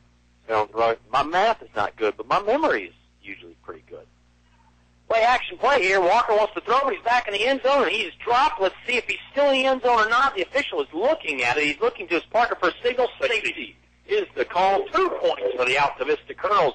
The defense scores again, not with a turnover, but just with a safety. The sack right there, looking to see who got off that pile. It looked like Dante Poindexter was on the bottom of the pile. I'm not sure he was the one that finally brought him down, but he was certainly the first man to make contact, so we can give him credit for the safety. 2 points there for the Colonels. And they get the football back. There will be a kickoff coming from Prince Edward. And with that, let's take a timeout just for a second to give the sponsors one more chance. That makes it 38-6. Colonels lead, 6:51 left to play here in the Apple Market third quarter on 105.5 KD Country. Stay cool in the summer and warm in the winter. Tyree Little's Heating and Cooling, on the ready to keep you comfortable year-round. Locally owned and operated, just a call away with over 20 years experience. Licensed and bonded, Tyree Little's Heating and Cooling, specializing in heating, air, plumbing, and electrical, any season, anytime. Tyree Little's Heating and Cooling, keeping you cool in the summer and warm in the winter. Give them a call today. Tyree Little's Heating and Cooling, Gretna. Your station for high school sports play-by-play is 105.5 KD Country. Safety there stretches Altavista's lead to 36-6. I was a little bit wrong earlier there on what I thought the score was, Oscar, and that's no surprise to you, but no surprise to any of us that the Colonels' defense has gotten themselves on the scoreboard early here, first game of the season with the 2-point safety. Yeah, we both said that was coming. You get back down at the 5-yard line, and the way the Colonel's defense has been tonight. Kickoff a little short. Colonels have it. That's Donovan Montague turning it up the left sideline. Couldn't really tell who had it at first. It was number 3, Donovan Montague. Took it over there to the Altavista bench. Got to about the 35-yard line of Prince Edward. So the Colonels in Prince Edward territory and probably looking to score again. I wonder if Montague will come in and play some quarterback, Oscar. We had heard that was going to happen. Haven't seen it happen quite as much as we thought. I think he went through a couple of series, or one series, actually. Yeah, well, I want to say it was 3 or 4 plays, and that was actually the same series where they threw Clydell Moon back there at quarterback, and he ended up scoring. Thornhill's still in there, dealing the cards back there at the quarterback spot. Walker Allen in the game now, split out wide to the right. Montague is a tight end to the right. Here comes the shotgun snap. Juan went with the hard count. Nobody came offside, although it looked like they did. Destin Brown right up the gut. He's got some room going towards the end zone. Spin move, and he's dropped at the 11-yard line, 12-yard line, excuse me. Destin Brown, quick hitting play right there. I mean, I kind of glanced away for a second, and before I knew it, Brown was about 13 yards downfield, Oscar. Well, and let's get, coming into the game, the question was the offensive line. Here in the second half, they've been exclusively the run, and it looks like that offensive line is starting to impose their will. Nice job by that line. I agree. I think they're really starting to get things done and open some holes. Juan wants to throw, looking over the middle. Got Montague in the end zone, touchdown, 12 yards, scoring play. Thornhill to Donovan Montague on the little tight end route over the middle right there. Donnie with a great catch. The throw was good, but it wasn't perfect. Donovan had to reach out for it a bit, hauled it in, makes it 42-6. Altavista Colonels. 6:16 left to play here in the Apple Market third quarter. Allen will trot out to try another extra point.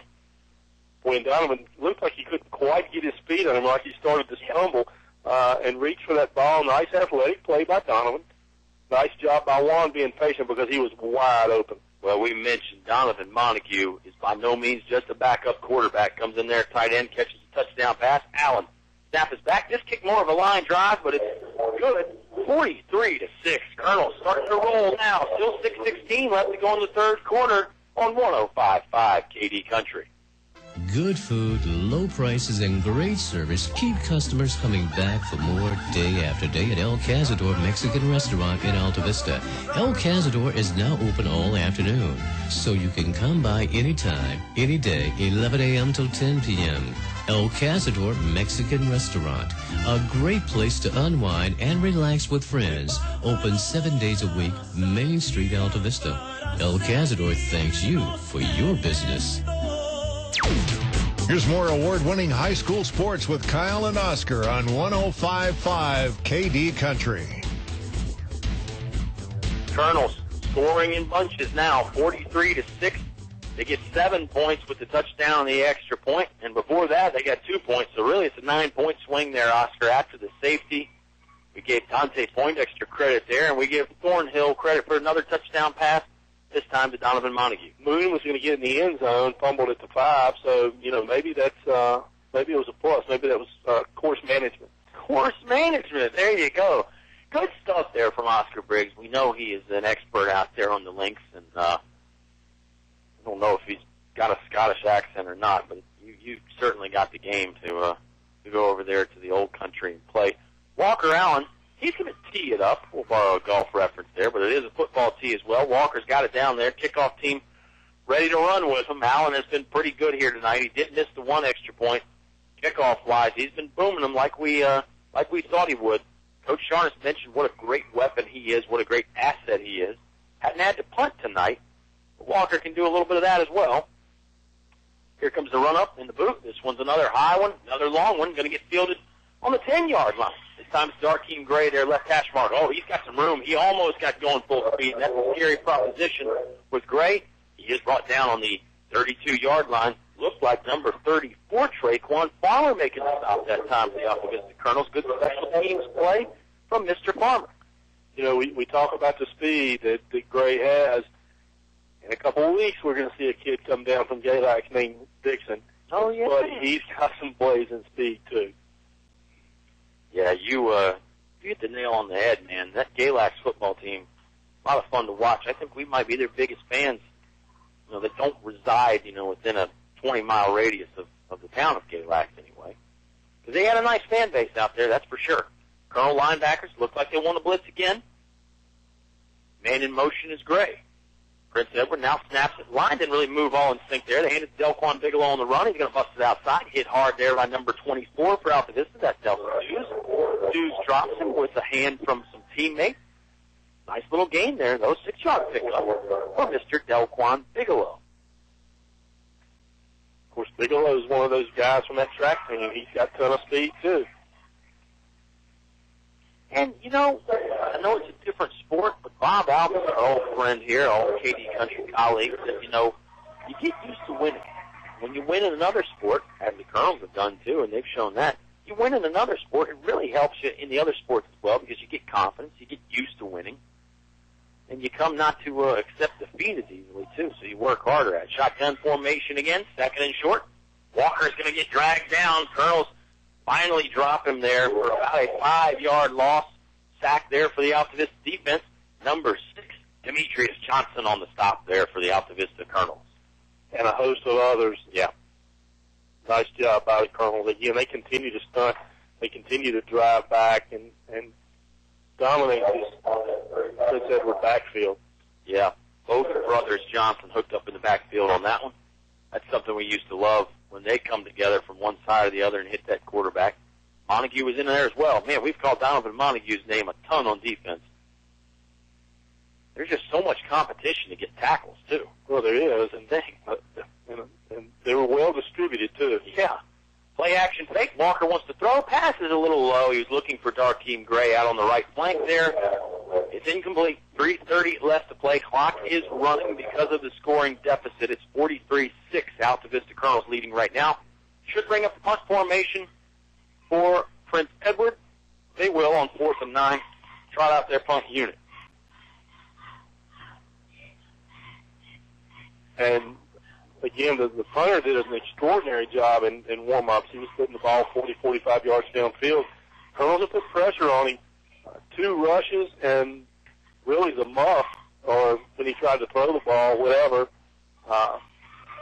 So they've done a great job on special teams tonight, too. And Coach Sharnis alluded to special teams, that they were going to beat some teams on special teams this year. Sure. 3 phases to this game, offense, defense, and special teams. The great teams are solid in all of them. This is a pretty good punt. Don't know exactly where it went out of bounds. They're going to spot it on the Colonel 40-yard line. Pretty good kick, though, able to flip the field and pin Altavista at least. We shouldn't use the word pin, but they have Altavista at least in their own territory to start. 25-yard punt. Colonels take over on their own 40.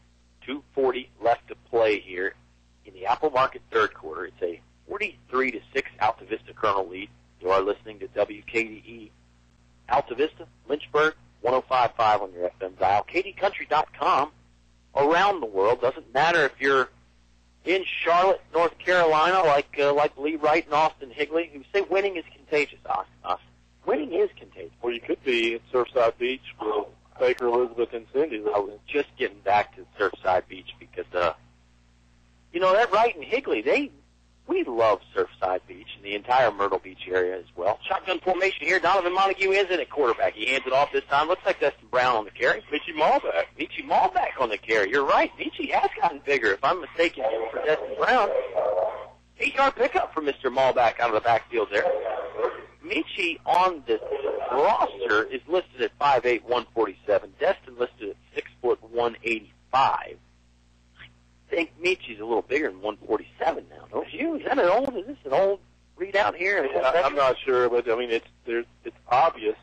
When I saw Michie back in first part of August, I'd heard tales that he'd been in the weight room. He's certainly broader across his shoulders, his biceps, triceps. He's certainly put some muscle mass in, and he needed it. Well, when you give up some size like he does, it doesn't hurt to add a little bit more muscle so you can go in there and take some of that contact. We do have a man down on the field right now for Prince Edward. We're going to keep it here for just a second, although we may step aside. The scary thing about Michie Malback, scary for other teams, is he looks more explosive. We're talking about a guy that has been a playmaker for the last 3 years, football and basketball, and he even looks more explosive now. I totally agree.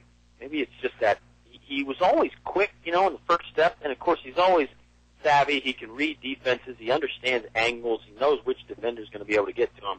Man, but he looks even better now. I will step aside for just a minute here as the injury timeout sort of lingering on for Prince Edward. 2:06 left to play in the Apple Market third quarter. 43-6. Altavista leading Prince Edward. Stay with us here on 105.5 KD Country. What do basketball, choir, drama club, and marching band all have in common? They're all high school activities that offer learning opportunities not necessarily found in the classroom. They take up just a fraction of a typical Virginia high school's budget, and they go a long way to giving young people the tools they need to thrive. High school activities, they're more than extracurricular. They're extra important, too. Brought to you by English Construction Company, Main Street, Altavista. More live high school sports action on 105.5 KD Country.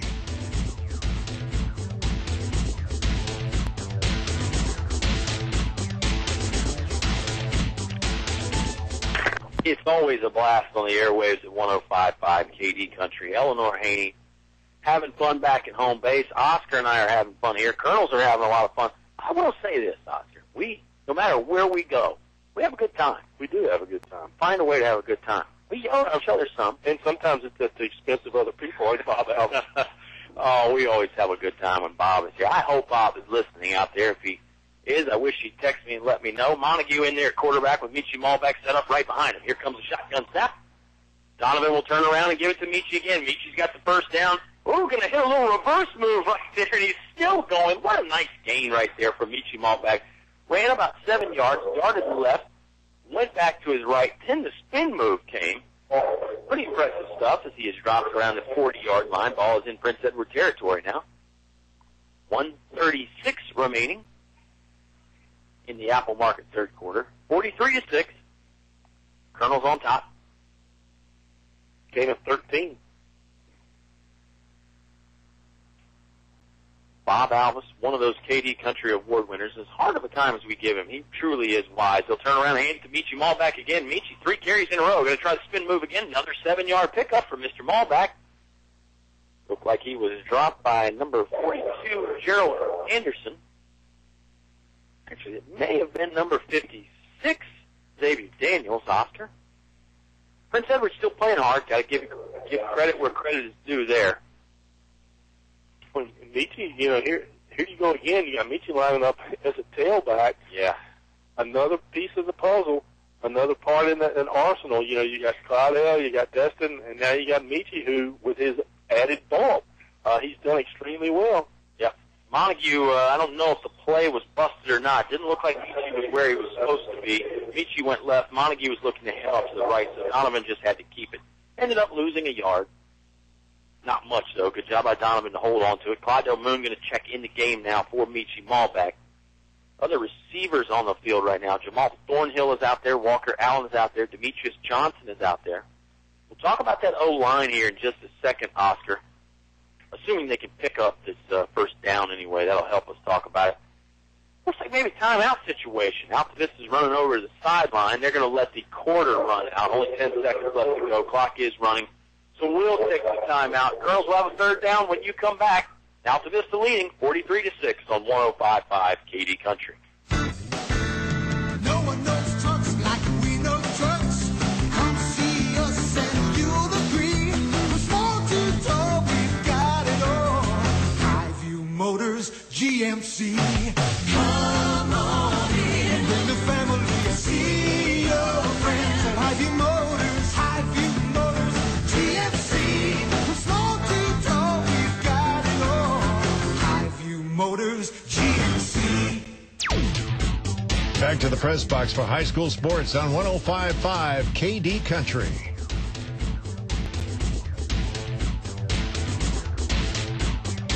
Back here from Prince Edward High School in beautiful Farmville, Virginia. Oscar and I got to tour the city a little bit. I don't think they're ready to give us the keys to the city just yet. We were lobbying for that down there in Galax. Hayside, too. It's fun going to different places. I hate to digress from the football. I hate to use the word digress so many times in one night, but it is fun going on the road. We love the friendly confines. I don't know if Mr. McCracken and Mr. Mundy are listening at home or maybe they're here tonight, but can't wait to see you guys in a few weeks. But fun to get away from them. We may not see Mr. McCracken for a couple of weeks.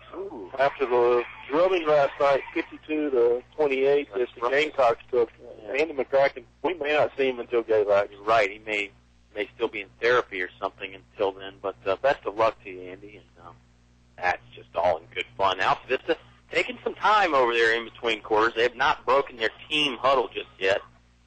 A bunch of guys involved in that huddle. And now they finally do break it. Ty Woodruff in the game now. I also see number 23, Jonathan Montague, out there. And it looks like number 48, Jacob Adams, is in there at quarterback. Adams is just a freshman. He's got Jonathan Montague right beside him. Two receivers each side. Third down play coming up here on third down play coming up on third down. Adams going to give it to Montague. Montague stopped around the first down marker. Spot showing him just a little bit short, so it's a gain of 2. They'll need 1. Of all the mistakes I've made, Oscar, that's one of them. I said it was a fourth down play coming up on third down, but now it is a fourth down play. Call it 4th and 1.5. And if the name Adams sounds familiar to you, it should. Younger brother of Rick. Bloodlines are very good at Altavista High School, and you got another brother, Jonathan Montague, in the backfield with Adams. Hard snap count by Adams. It looks like he's drawn Prince Edward offside. Should be enough for first down. He learned that from the best. Yeah. Probably learned from his brother. Probably got a few other pointers from Juan Thornhill, because Juan is one of the best at that hard count as well. And again, if you're not a real big football fan, everybody goes on a snap count, HUT 1, HUT 2. And what Altavista does a lot is they'll use the same snap count for a while and change it up just enough that when you do change it up, the defense is unprepared for it. Adams going to fix the handoff, hit hard, stopped for little to no gain, maybe got a yard out of it. 11:05 remaining in the Apple Market fourth quarter, 43-6. You talk about bloodlines. Let's go back a little bit to that 09 state championship team and just Altavista in general. I'm not going to find many better athletes than Ricky Adams. Played a little basketball his senior year on the baseball field. He was just an incredible pitcher, shortstop, hit for power and average. I mean, he's the whole package. If they had more sports at Altavista, he probably would have been good at them too. Shotgun snap goes to his brother Jacob. He hands it off up the middle. Nothing there for Jonathan Montague, though, and he's stopped. That's actually Traquan Farmer that time on the carry. Also called Farmer's name a few times on defense, Oscar. First time on offense. Number 20, Mateo Mall back in the game as well, going back to the bloodlines again. And Altavista had a very, very solid third quarter. I think they corrected some of the mistakes that they had in the second. From a strategy perspective, you have any issues with Coach Sharness doing what he's doing and getting some of these other kids in? Due to the heat, getting some of those starters back out and getting them rested. No, I like it. I think, 3 quarters is enough for those guys. They've established their dominance. The clock is running. And he mentioned it's a long season. It's a marathon. It's hopefully a 14 or 15 game season. So if you can give those guys a playoff here or there, that's enough. And let's face it, I'm not saying any of those guys, those seniors, those juniors are banged up, but they've been in a lot of football games over the past 3 and 4 years. When you look at a guy like Thornhill, who's been starting since his freshman year, that's a lot of wear and tear. And so anytime you can get a rest, I think it's good. Because I don't think there's an issue with them being out of shape or anything. Handoff goes again to Traquan Farmer. He goes right up the middle. He's close to the first down marker. You're going to say he's got enough for a first down. Called a 7-yard pickup for Farmer. Change move for the Altavista Colonels. 9:22 remaining in the Apple Market fourth quarter. 43-6, your Colonel lead. Make sure you don't tune away. Subway post-game show is going to feature Win with Subway. You get a chance to possibly win a foot-long meal deal if you're the first one to message the code word to KD Country's Facebook page. So make sure you go like us on Facebook. And that means you, everybody in Surfside Beach in Charlotte, North Carolina, and all points in between. Adams going to run it, keep it himself. High strides as he's going to pick up 2 or 3 yards, dropped in between the numbers and the hash marks there. Gets up pretty quick, no damage taken there by Jacob Adams. Bring up 2nd and 1. Well, and the offensive line continues to do a good job. Yes, they do. The offensive line continues to work. I mentioned we were going to talk about them. Tyler Kofer is out there now as well. He's battling for a starting spot. The starters, Kenny Brumfield and Trayvon Elliott, they come to mind specifically of just really moving guys around. Handoff this time goes to number 23, Jonathan Montague. He is stopped in the backfield. Yeah, that play never had a chance. Nice job by Prince Edward shooting the gaps on that. And they had that play. They were all over it. It's going to be a loss of about 5. Signals coming in from the sideline. Going to bring up third and about 13. 8-12. Clock continues to run. Colonel's leading 43-6. Be nice for some of these backup guys to get a touchdown. Some of these guys that are playing a little bit of JV, playing a little bit of varsity. If they could score a touchdown, really be a big boost of confidence. Handoff goes to Traquan Farmer. Farmer driving ahead. Took some contact from about 4 or 5 Prince Edward Eagles before he finally went down. And it looks like the field goal unit's going to come out for Altavista. So good move here by Coach Cardellaro. I'm still thinking about basketball. I'm sorry. It wasn't that long ago that the Colonels won back-to-back state championships. Good move here by Coach Sharness, I think, to give the field goal unit, particularly Walker Allen, a chance to test his leg here from what's going to be a pretty good distance. And you mentioned Coach Cardellaro. It's not that far-fetched because we ran into him in the hallway yesterday and had a little bit of a conversation with him. Always good to see Coach C. Looks like Allen is going to put the tee down on about the 27-yard line, so we'll call it a 36-yard field goal attempt. Thornhill on to hold. It looks like pretty much the normal field goal / extra point unit out there. Kick will come with 6:59 to go. Snap is back. Ball got on the block. Good. Got the distance. I think Walker maybe pushed it just a tad. It is no good. They just had one referee back there manning those goalposts, so that's a little bit different. Kick is no good. Prince Edward will take over where the ball was snapped. Again, I like the decision. Get Walker a chance to make a kick. I know he didn't make it, but he put a good foot on it and just looked like he may have just pushed it out to the right just a hair. Plenty of distance. It would have been good from 10 yards further back than where he kicked it if it would have been on line. So Walker continued to work on his kicking game. During last week's inter-squad, he hit one from 42, and I talked to Coach Rivas and Coach Campbell, and that thing would have been good. We know from 60 yards. Yeah. That, and the thing I think about with that kick, he was on the left hash mark. Maybe he was trying to play the hook a little bit and never just drew back inside the right upright there because he did miss it right. But again, solid effort. And the snap and the hold looked good as well. That's important. Jacob Adams just crashing through. No, that's Jonathan Montague crashing through. Really timed up the snap count well. They're going to flag him for an offside. I guess he timed it up just a little bit too well. Came across the neutral zone too early. He had a full head of steam. There was no question. A full head of steam. He almost beat the ball back to the quarterback. Yep. I said we've been having fun, Oscar. I will say this. Out of all the games that we've broadcasted together, and I do mean this now from the bottom of my heart, of all the games we've broadcasted together, this is the most recent one. Yeah, and of all the people I know, you're one of them. So that means something. I appreciate that. 6:20 left to go in the ball game here. I knew somebody was going to have some fun with that. Hard snap count that time for Prince Edward. They hand it off to Delquan Bigelow. He's going nowhere. A lot of Colonels in the backfield there, including number 75, Randall Clark, helping out on the stop that time. So we should call some more faces and names. First time we've called him tonight. Remember, I was interviewing Coach Sharness before a game one time last year, and Randall Clark came in the office, and he's a funny kid, man, a really nice guy, and just went out of his way to talk to me, and I think there was some food around, too. That was the main reason he was in there. They had pizza or something that day, and he wanted to know if there was some extra. And I told him I had already ate all the pizza, which is probably something that I would do. 43-6, Colonels lead. Hard snap count again from Prince Edward draws Altavista offside. Looked like Terrell Robinson coming across the line there for the Altavista Colonels, so that'll be 5 yards for the Prince Edward Eagles.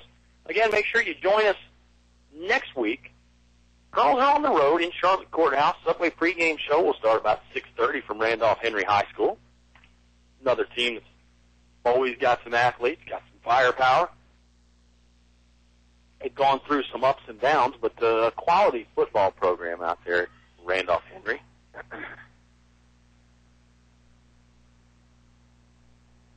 Shotgun formation again for Prince Edward. Right hash mark. They're going to snap this one from about the 29-yard line. Handoff goes to Delquan Bigelow. Going to follow that pulling guard. Tripped up there by number 20, Mateo Malback.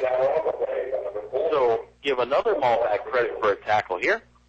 Just a sophomore. That's the thing, Oscar. This Altavista team, we've been saying it for years. They're not old men out there. They got plenty of fresh faces, and they keep finding guys that are young, freshmen, sophomores, juniors that can play. Well, and while senior laden this year at a lot of skill positions, there are kids that are very, very athletic that can come in and will be able to get some playing time. We haven't seen Shaheen play tonight. He'll be playing JV and varsity as well. End around goes to the receiver for Prince Edward. Didn't quite see who it was. We'll see who gets up off that pile.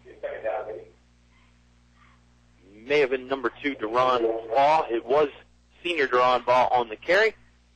Looked like Mateo Malback was in on that tackle again there for Altavista, along with Jacob Adams.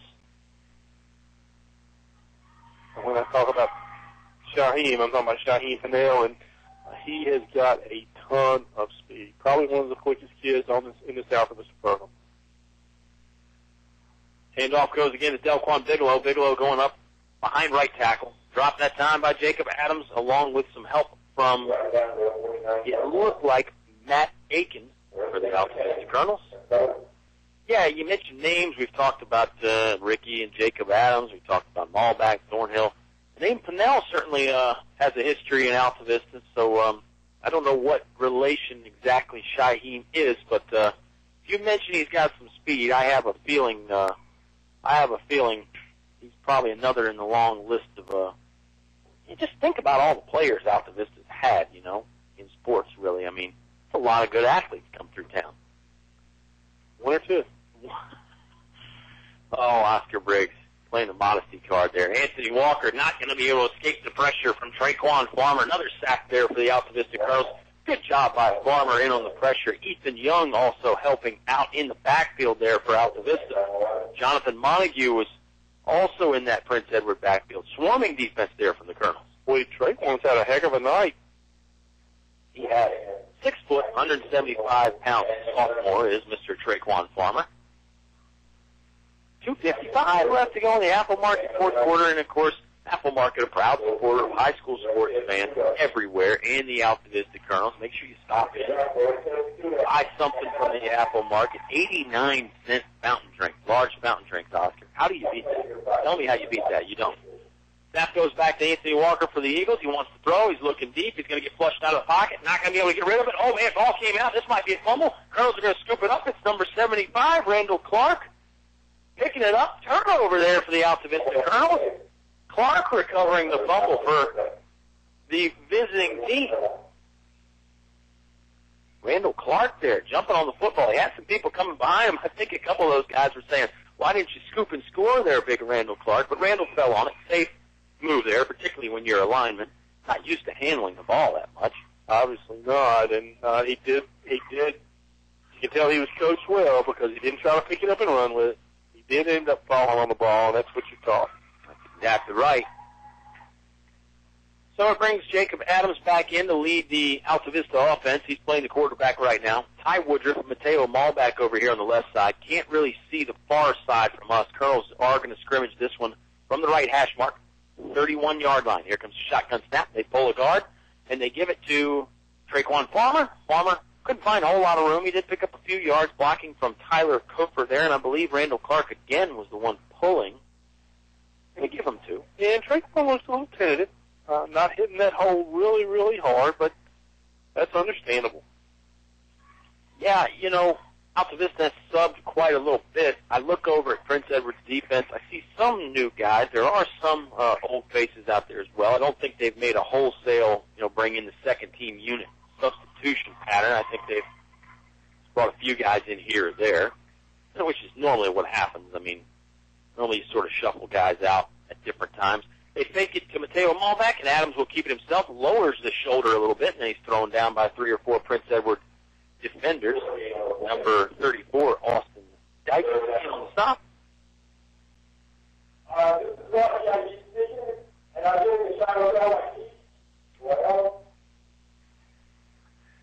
They're even doing shout-outs here at Prince Edward. You thought You were getting tired of me calling people's names. Maybe they ripped off our bit. They've probably been listening to Bob Ellis, who's the king of the shout-out. He is. He is. I hope he's listening. Shotgun formation after the Altavista Colonels. They put the receiver in motion. They hand it to him. I think it's number 22. That's Jeremy Gregory on the carry for the Colonels. Picks up a few yards. Down to the 21-yard line. Gain of 5. The old wide receiver sweep there. That time Gregory did try and take it out more to the sideline. More of an outside running play. 45 seconds left to go down the half mark in fourth quarter. Colonels are going to get the win, of course, 43-6. Record will go to 1-0. Prince Edward will fall to 0-1. And the Colonels get what they wanted. Don't know if it's exactly the way Coach Sharness drew it up, but I don't think he's going to complain with a big victory. They hand this one to Ty Woodruff. Woodruff's headed to the right sideline. Woodruff looking for the end zone. He's hit hard around the thigh pad and dropped. Picks up the first down yardage, Flag out on the foot. Out on the edge where ordinarily you'd see a hold or a block, and that's exactly what it is. It is blocking the back against the Altavista Colonels, so this will wipe out much of the big gain. 19.6 seconds left. And solid running there from Ty Woodruff. Actually, gain of 11. Got down to the 10-yard line.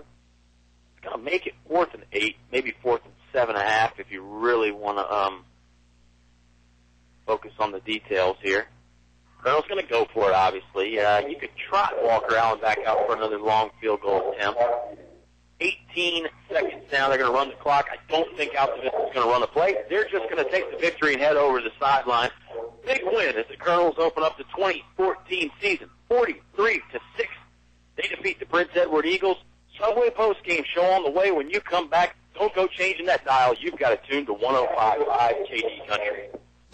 Hi, I'm Daniel Wheeler with First National Bank. Let me tell you 3 things you may not know about a home equity loan. First, even if your mortgage is somewhere else, you can still have your home equity loan approved locally here at First National Bank with speed, expertise, and flexibility. Number 2, in addition to personalized local service, our rates are very, very competitive. And number 3, we may be able to help you avoid closing costs. So let's set up your home equity loan today before you need it. See me at First National Bank's Airport Branch on Wards Road and Equal Housing Lender. Apple Auto Glass is your windshield repair and replacement center in Lynchburg. You get a free car wash with all windshields replaced in the shop. Apple Auto Glass wants the fans to enjoy the boys of fall this high school football season. When I feel that chill, smell that fresh cut grass, I'm back in my helmet, cleats, and shoulder pads, where the boys of fall. Apple Auto Glass salutes the boys of fall. Relax on the road this fall with the peace of mind you get from Michelin Tires. Because from August 25th through September 21st, you can get $70 via MasterCard reward card after submission when you buy any set of 4 new Michelin passenger or light truck tires, including the new Michelin Premier All-Season Tire. See Calvin, Stanley, and Frankie at Perkins Tire and Auto Center, Highway 29, Chatham. Call 432-1100. See redemption form for complete offer details. Offer expires 9/21/14. Void where prohibited. Reward card issued by U.S. Bank pursuant to license from MasterCard International Incorporated. Your high school sports station with award-winning coverage on 105.5 KD Country. Subway postgame show begins. And it's another Colonel win. 2014 season starts out just the way Altavista wanted it. 43-6, they get the victory over the Prince Edward Eagles on the road here. I am Kyle Haney. He's Oscar Briggs. And Oscar, we've been talking about it. Let's go ahead and do it. Now is your chance to win with Subway. The code word is going to be touchdown. You've just got to be the first person to message the word touchdown to the KD Country Facebook page, and you will be the winner of a Subway meal deal. You better hurry. I think Oscar's getting on his phone right now. He'll take some free Subway. No, employees not eligible, Oscar. And, of course, you can see our website for full contest rules. But the Subway code word of the evening is touchdown. Be the first person to message the word touchdown to the KD Country Facebook page, and you will be winning yourself a foot-long meal deal from Subway in Altavista. Mr. Robert Duff has even offered to pick up the postage, too, if you want us to mail it to you. Or you can come by the studios and pick it up if you'd rather. But either way, first person to message the word Subway to the KD Country Facebook page wins a foot-long meal deal from Subway in Altavista. Subway, eat fresh. Colonels had a little Subway pregame meal, Oscar. I found that out from Coach Sharness, and certainly didn't slow them down too much. They did that, and not only did they do that, they had a little bit of extra feeding from Mr. Pat Devenard, who had done something for the Rotary Club, had some stuff left, and he helped feed the team as well. Why wasn't I told? You know, I always need a little extra feeding in my life. Well, let's get to the nitty-gritty here. Let's recap this football game. Colonels started out with a 20-0 lead. Thornhill ran for a couple touchdowns. He threw a touchdown. Clyde O'Moon had a touchdown run in there as well. Darkeem Gray caught a touchdown pass from Anthony Walker for Prince Edward. That made it 20-6, and at that point it looked like Prince Edward, maybe really had some good solid fight left in them. And unfortunately for their cause, they couldn't sustain it. Altavista came out, really rolled in the second half, 43-6.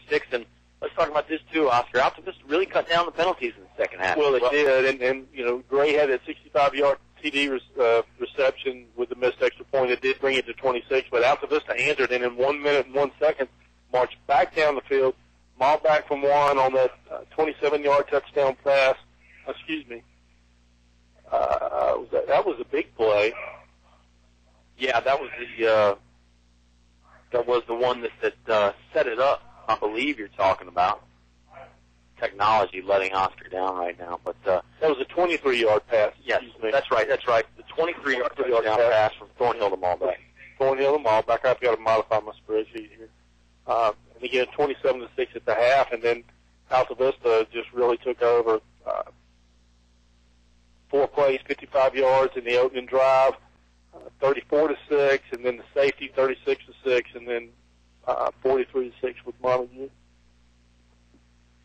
Yeah, it was nice touchdown catch from Montague to Juan Thornhill. That was the last of the scoring. Dante Poindexter, we gave him credit for that safety there for the Altavista defense. There was a couple Colonel defenders around, but I'm pretty sure it was Dante that got off the pile there at the bottom of it.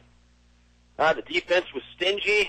The offense was good, and they made improvements in the second half. That's what we talked about, at halftime. What's Coach Sharness talking about? We think he was probably talking about the penalties, and that certainly showed. They had less of them in the second half. Yeah, they only had 20 yards in penalties in the second half as opposed to 93s. Still 113 yards worth of penalties. You can't do that as you get deeper into the schedule. Yeah, against some better teams, that's going to burn you. You can't give teams opportunities. If you get a sack on third down to bring up a punting situation, you can't have the face mask or the illegal contact to the head that allows the other team's drive to keep going. But the Colonels did well with that, and I think they did make some improvements. They did. They had, and you talk about stats, the Colonels had 309 yards rushing tonight, 89 through the air for a total of 398. Really did a good job with Prince Edward, 65 on the ground, 95 through the air for a total of 160. So 1 turnover from Altavista, and again, a nice performance, a little bit sloppy in the second half with the penalties. Juan got into a couple of scramble situations that he's got to learn to take care of, and there's no doubt he will. Again, that's just rust. We've seen him handle those situations for 2 years now. So all in all, I think that you got to be pleased with the performance. I think so. He bottled up Prince Edward's speedsters, for the most part. I know Darkeem Gray got loose on the 1 touchdown. Tip your cap to him there. You're only going to be able to hold a guy that quick in check for so long. But for the most part, Altavista, solid stuff. We called a lot of names tonight, and we called some names earlier on the Highview halftime highlight. Well, let's fire it up again. Subway postgame show is now going to feature your Highview postgame highlight. And let's hear what it was all about there in the second half on the Highview highlight.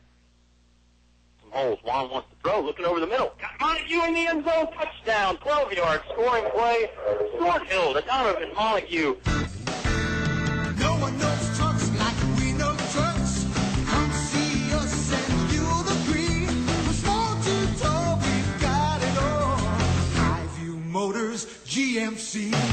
Come on in, bring the family, see your friends at Highview Motors, GMC. From small to tall, we've got it all. Highview Motors, GMC. Unfortunately, I have some bad news. How bad is it, Doctor? We've done all we can. Your heat pump's not gonna make it. Oh, no. Honey, it's going to be okay. We'll call Select Air Mechanical and Electrical, 332-2600. With over 60 years experience, they'll have us comfortable again in no time. I recommend Select Air to all my patients. Call 332-2600 or visit selectairmechanical.com. They can handle all your home comfort needs, and they're an authorized trained dealer. It's hard to stop a train. Now back to the action with Colonel Sports on 105.5 KD Country. Subway post-game show concluding here from Farmville, Virginia, as most of the crowd has filed out and gone off into the night. Other activities for a Friday night Oscar. It was a pretty solid crowd. The Colonels brought a nice little contingent. It's not a big drive, but, sometimes hour and a half is, people would just rather stay home and hear us. But Altavista had a good fan section. Well, they did, and Prince Edward had a bigger crowd than I realized as I had to go down to the concession stand and get a little beverage. There was a lot of people back down around that fence in that end zone that on the Prince Edward side. Yeah, good night for football. Friday night football is a special thing, especially in the Central Virginia area. Win with Subway was a special thing. We had our first winner of the season, Oscar. Adriana Gregory was the first person to text the code word. So she got the foot-long meal deal, and that's going to be good stuff. I know she's excited about it. We're excited about having a winner, and hopefully it's a bunch of different people on there, and hopefully the Facebook. You got to like KD Country on Facebook because, as you know, Oscar, you never know what you're going to see on there. Well, it'd be interesting to know if she was listening to 105.5 or if she was listening to streaming online sponsored by Chris Owen. I'm going to get our award-winning producer to ask her that. Eleanor Haney is also award-winning and possibly one of the best. But anyway, I digress again. Do we need to do some final stats or anything or final thoughts? I think we covered it. I think it's time for the Kyle Haney Player of the Game. Ooh, Kyle Haney's going to go back to the Player of the Game, huh? And, yeah, you mentioned it, Oscar. Chris Owen providing the streaming online audio to you. That's important. Maybe we should call it the Chris Owen All-State Good Hands Award of the game. How about that? Is that good or what? I like it. All right, we got some people to choose from. Like I said, call a lot of different names. I'll give my All-State Chris Owen Good Hands Award tonight. Are we doing one for both teams or one for just Altavista? No, you got to do one. Let's do one for both teams. Hard to take it away from Darkeem Gray. I mean, the run, the catch, and then the run after where guys were just bouncing off of him. Pretty impressive stuff there from the senior from Prince Edward.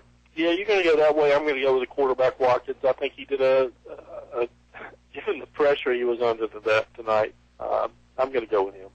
I am with Altavista. Again, a lot of ways to go, a lot of guys to choose from.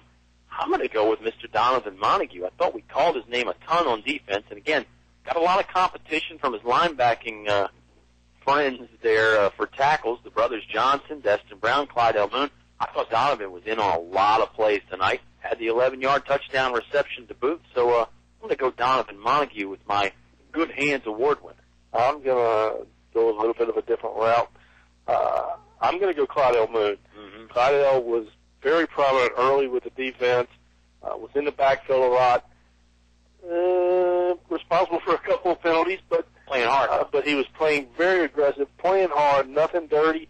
I think a couple of the calls against them were interpretation of the new rules, but for the most part, Clydell had a great job defensively. Offensively, racked up 51 yards.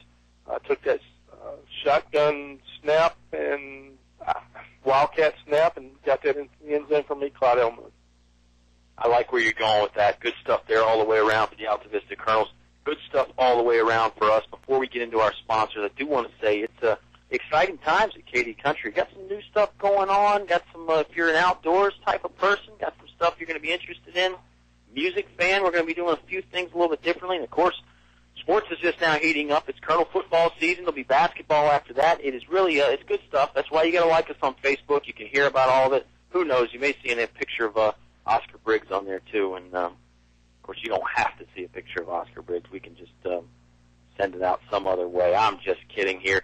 Good stuff again tonight from Eleanor Haney. I know our executive producer, Dave, was around there at the beginning, making sure it all sounded good. And the people that make it possible, First National Bank, focused on providing an extraordinary customer experience. Finch and Finch Funeral and Cremation Services, a family serving families since 1905. English Construction Company, wishing our high school athletes an exciting and injury-free game. Feller Chevrolet, a short drive will save you money. El Cazador Mexican Restaurant, great place for family and friends to dine. English's Building Supply, providing national hardware, locks, and latches. Tyree Little Heating and Cooling, keeping you cool in the summer, warm in the winter, and comfortable in between. We could have used a little bit of that coolness up here. It got pretty hot in this press box. Highview Motors, GMC, from small to tall, Highview has it all. And, of course, they give us the Highview highlights at halftime and the postgame. That was great stuff and worked out well. We're going to keep improving on that. Apple Markets, check out the weekly specials at all 3 area locations. Select Air Mechanical and Electrical, your authorized train dealer. It's hard to stop a train. Perkins Tire and Auto Service, Highway 29, Chatham. Call for free pickup and delivery down there at Perkins Tire and Tight Squeeze. Good stuff from here tonight, from us here tonight wow, I'm just completely losing now, Oscar. We're in Farmville. It was the Altavista Colonels that provided the good stuff. 43-6, they beat Prince Edward. We'll talk to you next week from Randolph Henry as Altavista will head down to Charlotte Courthouse. Be ready for the Subway pregame show around 6:30, and until then, have a great evening, everybody.